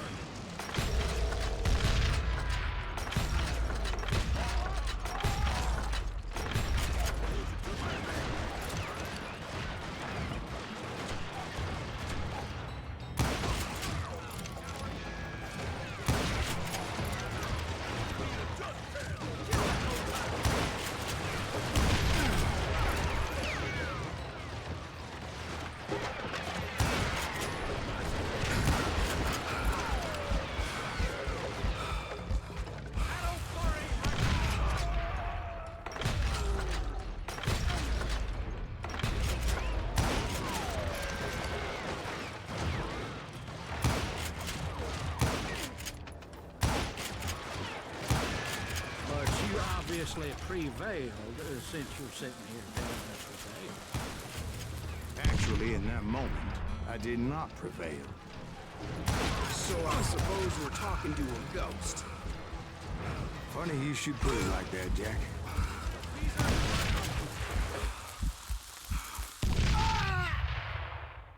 Because when I woke up... From the dead? There was silence all around me. I could swear to God I saw Billy then. Billy who? Billy, the kid. William Bonney. He was shooting at me from a rooftop. Here, there, even over there. So I am right. You are touched in the head. Mr. Greaves, perhaps we should switch you to coffee? You see that old Indian again, too? No, but I did see Billy's killer. Patrick Floyd Garrett. He came at me guns a-blazing. But I knew that old war horse had died 2 years before. I wondered if maybe I was dead too and confronting the ghosts of my past. Perhaps all my sins were coming back to haunt me and drag me down to perdition. I saw Henry Plummer throw dynamite at me.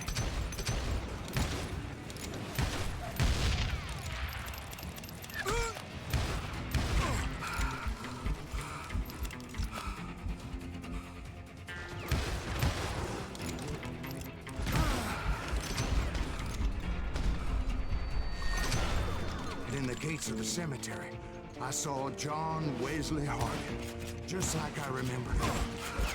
Ah, j'avais plus.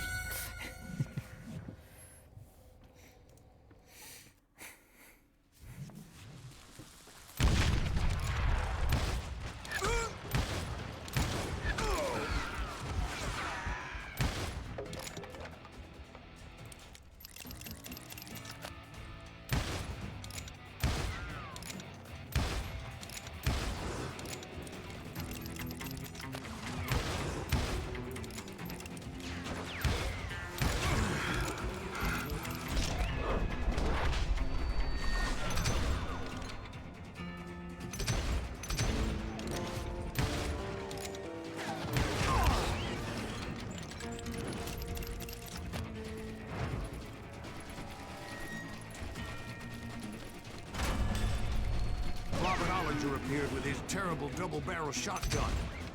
But no ghost army was stopping me. My father-in-law got hit with a falling branch. He spent the rest of his life talking to dogs. Newman Hayes Clanton, William Brocious, John Peters Ringo, they all wanted me dead.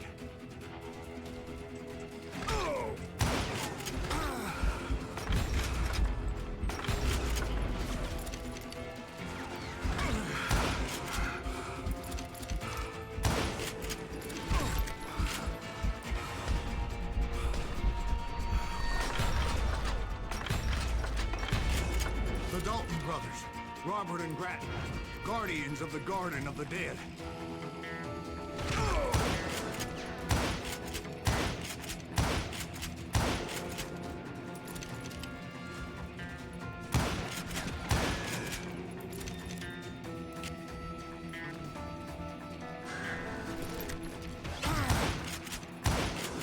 George Curry and Harvey Logan, alias Kid Curry, both thirsty for vengeance from the great beyond.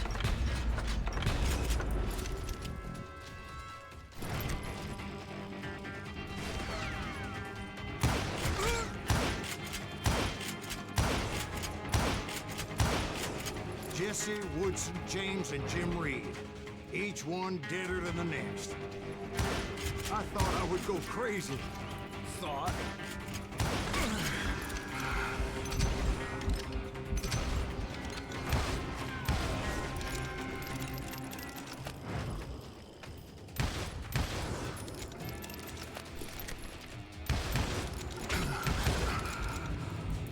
Finally, I saw Harry Alonzo Longabaugh. The Sundance Kid? Like a general leading his Legion of the Dead. You told us before that you'd see him alive. He was alive.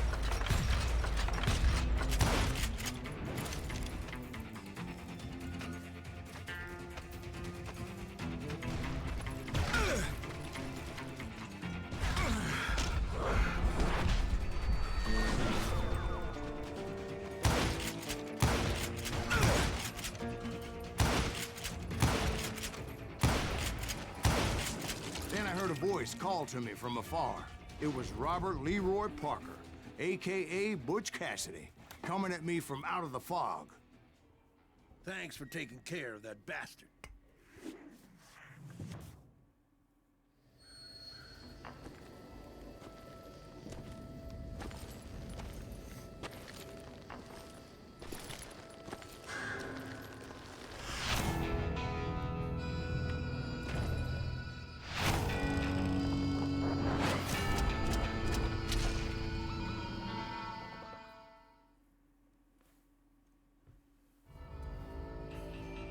But the kid wasn't quite deceased. Not yet. Takes more than one little bullet to kill the likes of me, partner. Those two looked like they hadn't seen each other for quite a while. Clearly, they were no longer amigos. Shit. I was hoping I wouldn't have to kill you. You won't have to, Butch. I'm killing you first. I asked them about Bob Bryant, but they were too busy with their own heated conversation. Let me get this shit straight. You want my money and the love of my life? You frittered it all away, Butch. Etta's mine. So is that damn money. I didn't want to shoot anybody until I had an answer to my question, but those boys didn't give me much of a choice.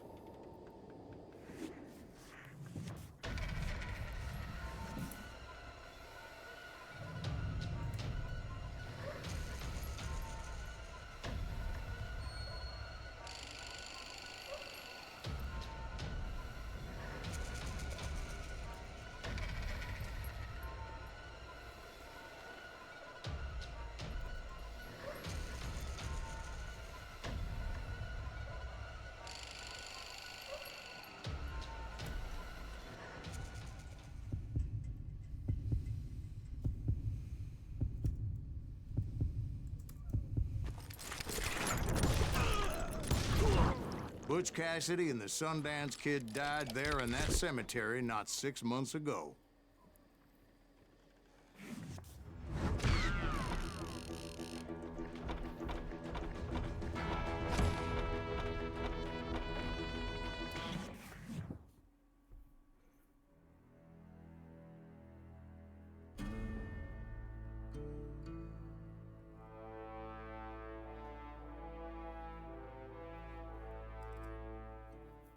Butch Cassidy and the Sundance Kid were killed by the Bolivian army. Everybody knows that. That's the legend, but it ain't the truth.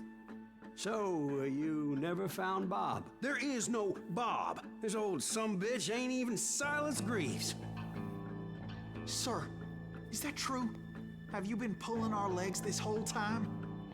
Well, not the whole time. Oh man, I think you've worn out your welcome here. Maybe you're right, Jack. Maybe it's time to pay.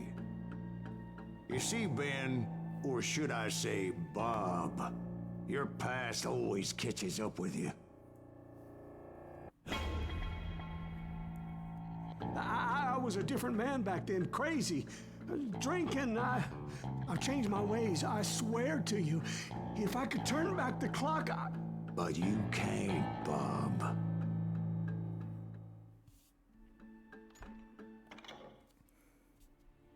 Why'd you toy with me like that? Telling those tales, knowing all along. Why not just lay your cards on the table? Wanted to suss you out, Bob. See what kind of man you turned out to be. Maybe prod you into drawing on me. See, all those years on your trail turned me into a killer. Can't even remember who I was before you tried to murder me. You, on the other hand, walked that very same path in exactly the opposite direction. What do you mean by that? You think your life is worth sparing, Bob? Boy, what's your name again? It's Eisenhower, sir. Dwight Eisenhower. What do you plan to do with your life, Dwight Eisenhower? Tomorrow I'll be leaving for West Point, sir. So, you want to be a soldier? Well, then do it right, son. Don't tear down the world out of anger and spite like I did. You build it up. You do something decent with your life, you hear me? Sir? Yes, sir.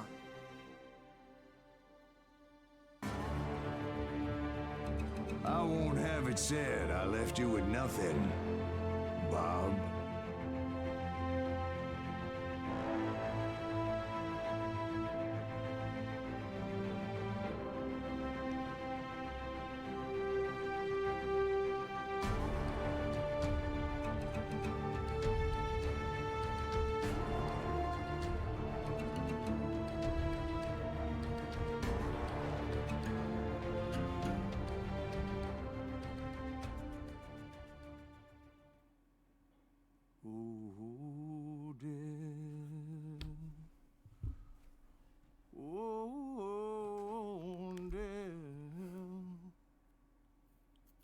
Won't you spare me over till another year?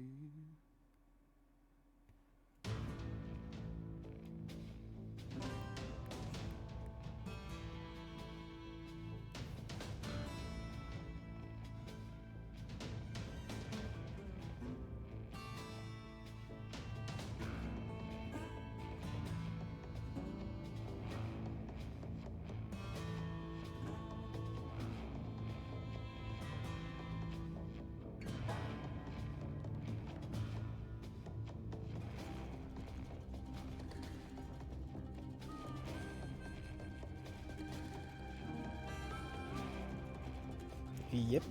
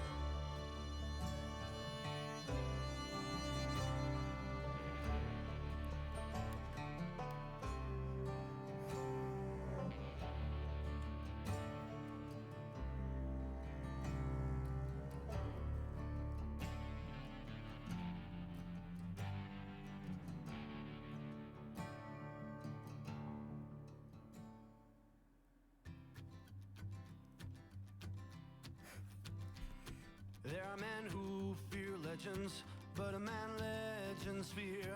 He's a four-hosted reaper, crying bullets for tears. When a drought comes in justice, bullets make good rain. When the heartache has dried up, only blood heals the pain. There's a time for grieving and a time to just pray. There's a time for forgiving, but it's not for today. You can hide sins from the gavel, you can drown them in rum. When silence grease finds you, there's nowhere to run. And time goes too slowly for the gunslinger's eye. Till he's buried his promise, there's no time to cry. There's a time for grieving and a time to just pray.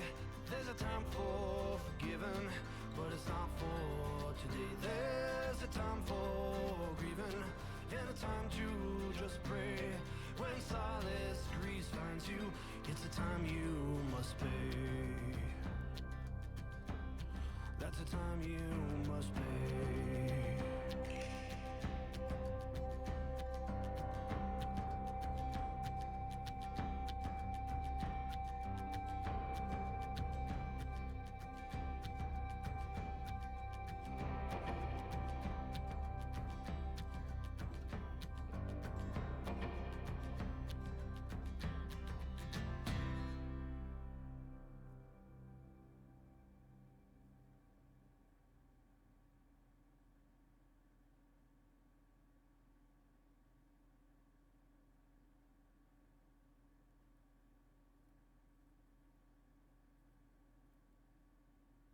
Oh, dear.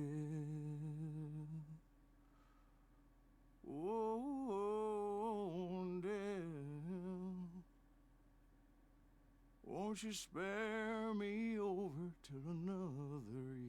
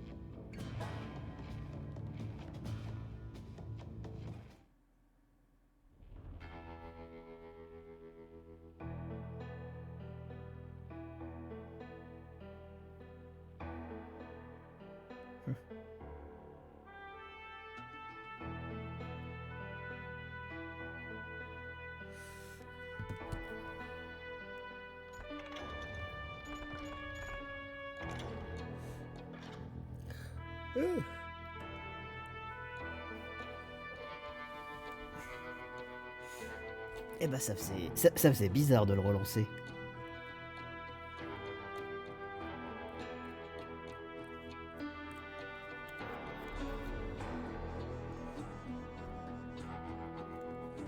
Ah bah, disons que j'y ai beaucoup joué. J'y jouais, ça fait partie des jeux que je jouais, un peu avec Alice Madness Return, que je faisais au minimum une fois par an. Et genre là, ça faisait 4 ans que j'y avais pas rejoué. Du coup, j'étais en mode, ah oui. Bon, il a très très bien... Il date de 2013. Voilà. Il a déjà 12 ans, le jeu. Je trouve que pour du 2013... Bon, le cel shading aide, hein, mais il a extrêmement bien vieilli, et en fait, c'est le dernier de son genre. Parce que oui, il y a Red Dead Redemption 2. Mais Red Dead est un GTA. En FPS western, c'était un peu le dernier de son genre. Ce qui fait que je suis ouvertement en train de me tâter de faire là direct après les deux premiers. Le tout premier m'a pas marqué tant que ça, mais il a quelques idées qui sont géniales. Et en fait, les deux premiers se suivent en termes d'histoire. Ou plutôt, le second est une préquelle du premier. Et du coup, j'hésite vraiment en mode, est-ce que j'ai envie de me refaire le premier ou est-ce que je fais juste le deuxième, parce que le deuxième c'est vraiment un des jeux que j'adore. Et qu'on peut placer comme un jeu de mon enfance. Parce que j'y ai beaucoup joué. Celui-là est pas lié aux autres, mais celui-là je trouve son histoire très bonne. Parce qu'en fait il nous présente le Far West, et puis quand tu connais l'histoire, d'un côté t'as le jeu, et puis de l'autre t'écoutes la narration et tu te rends compte que effectivement Ben le Barban et Bob, mais tu t'en rends beaucoup plus facilement compte après avoir déjà fait le jeu et en le sachant déjà, parce qu'il y a des petits détails dans l'histoire qui font que tu tiltes en mode ah oui effectivement il était pas supposé savoir ça.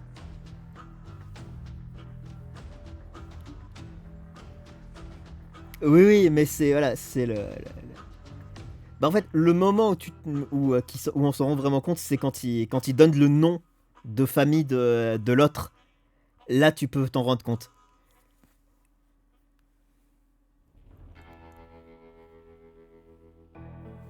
Mais il y a des moments avant où en fait ça laisse déjà à supposer.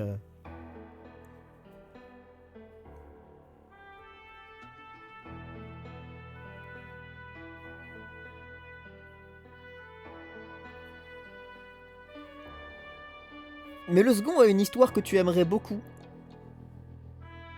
Parce que c'est vraiment l'histoire de deux frères en cavale qui cherchent un trésor. Je pense. Comme j'ai dit, j'hésite à refaire le premier. Il est pas long le premier, il dure une dizaine d'heures. Donc en vrai, je vais peut-être me taper le premier. Avec une soluce pour les niveaux d'infiltration, parce que j'ai vraiment la flemme. Ou me mettre en normal. Je pense que je vais me mettre en normal, je vais pas m'embêter. Lui, j'aurais pu le faire en difficile. Enfin, je l'ai fait en difficile, j'aurais pu le faire en difficulté max. Mais ouais, je pense le premier, je vais pas m'en... Un peu, ouais, un peu. Kane était très cool, mais je suis en mode... En vrai, la série des Call of Juarez... Comme j'ai dit, je ferai pas le troisième. Dans tous les cas, The Cartel, le seul moment où je serai prêt à le faire, c'est si deux autres personnes trouvent le jeu, font marcher le multijoueur du jeu, et me filent le jeu. Et je rappelle qu'il est plus disponible à la vente. Il est plus disponible à la vente. Donc bon courage pour faire marcher la coop.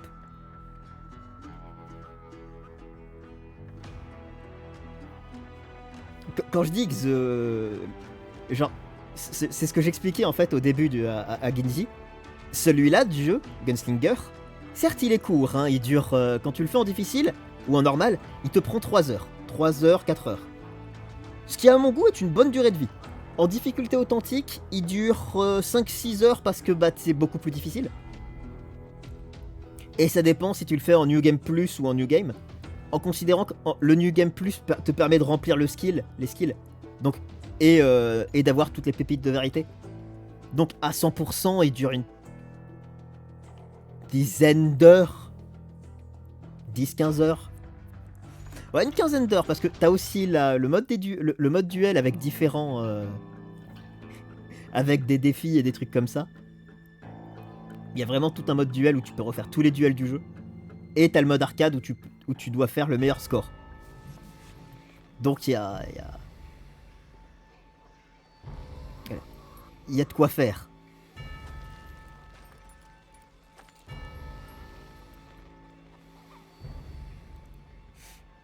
Mais non, The Cartel est vraiment pas bon. Il vaut même pas la peine d'être fait. Hein. Et je l'ai fait quand j'avais fait un marathon de la série. Il y a en 2021 en fait. Pendant que j'avais commencé à streamer. Enfin ça faisait... Je l'avais fait de côté. Je l'avais fait de mon côté. Et donc j'avais chargé The Cartel pour le tester. Et ouais non. Oh. Mais il a une bonne musique, c'est tout ce que je dirais. Mais c'est pour ça que les développeurs, ils ont sorti 2 ans plus tard Gunslinger, qui est plus court et qui est beaucoup plus basé sur la rejouabilité, l'ambiance et le Far West. Et qui était ouvertement... Le but était de redorer le blason de la série, parce que Cartel avait manqué de tuer la série. Tellement les gens avaient été pas contents sur le jeu. Bon, au final, la série est morte quand même, parce que bah, elle appartenait à Ubisoft. Parce que bah... Voilà. Mais non, le second jeu est vraiment un de mes favoris en termes de FPS. On lira tout ça demain. On aura... on ne lira pas l'histoire de Remote Call, parce que sinon ça nous spoilerait les autres jeux. Mais on lira tout ça demain, parce qu'il y a des infos. Du coup, c'était... Ouais, voilà, ils étaient 3 en termes de gang.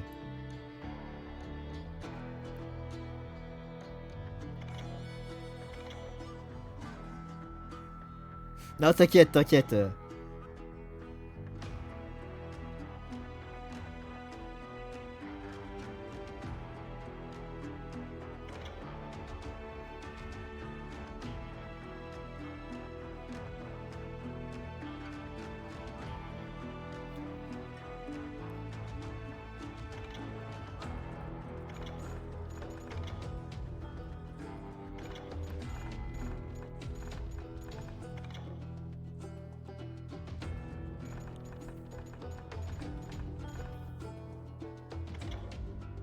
Je pense on démarrera là. Je crois pas qu'il a vraiment existé.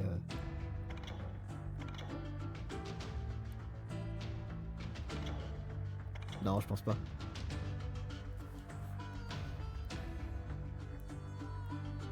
On va vérifier.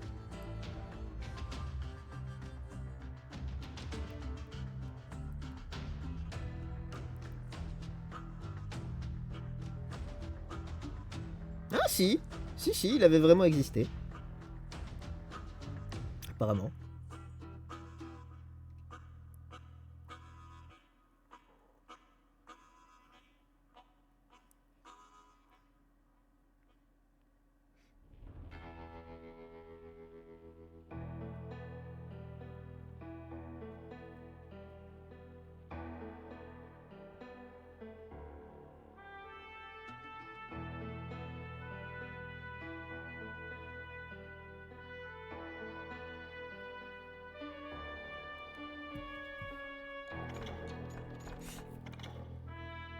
Qui, je crois pas, n'est mentionné dans celui-là.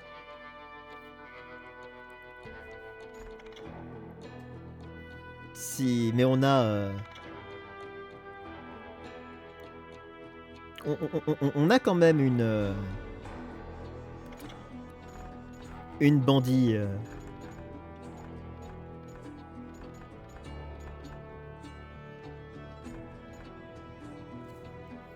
Oui, bienvenue au Far West.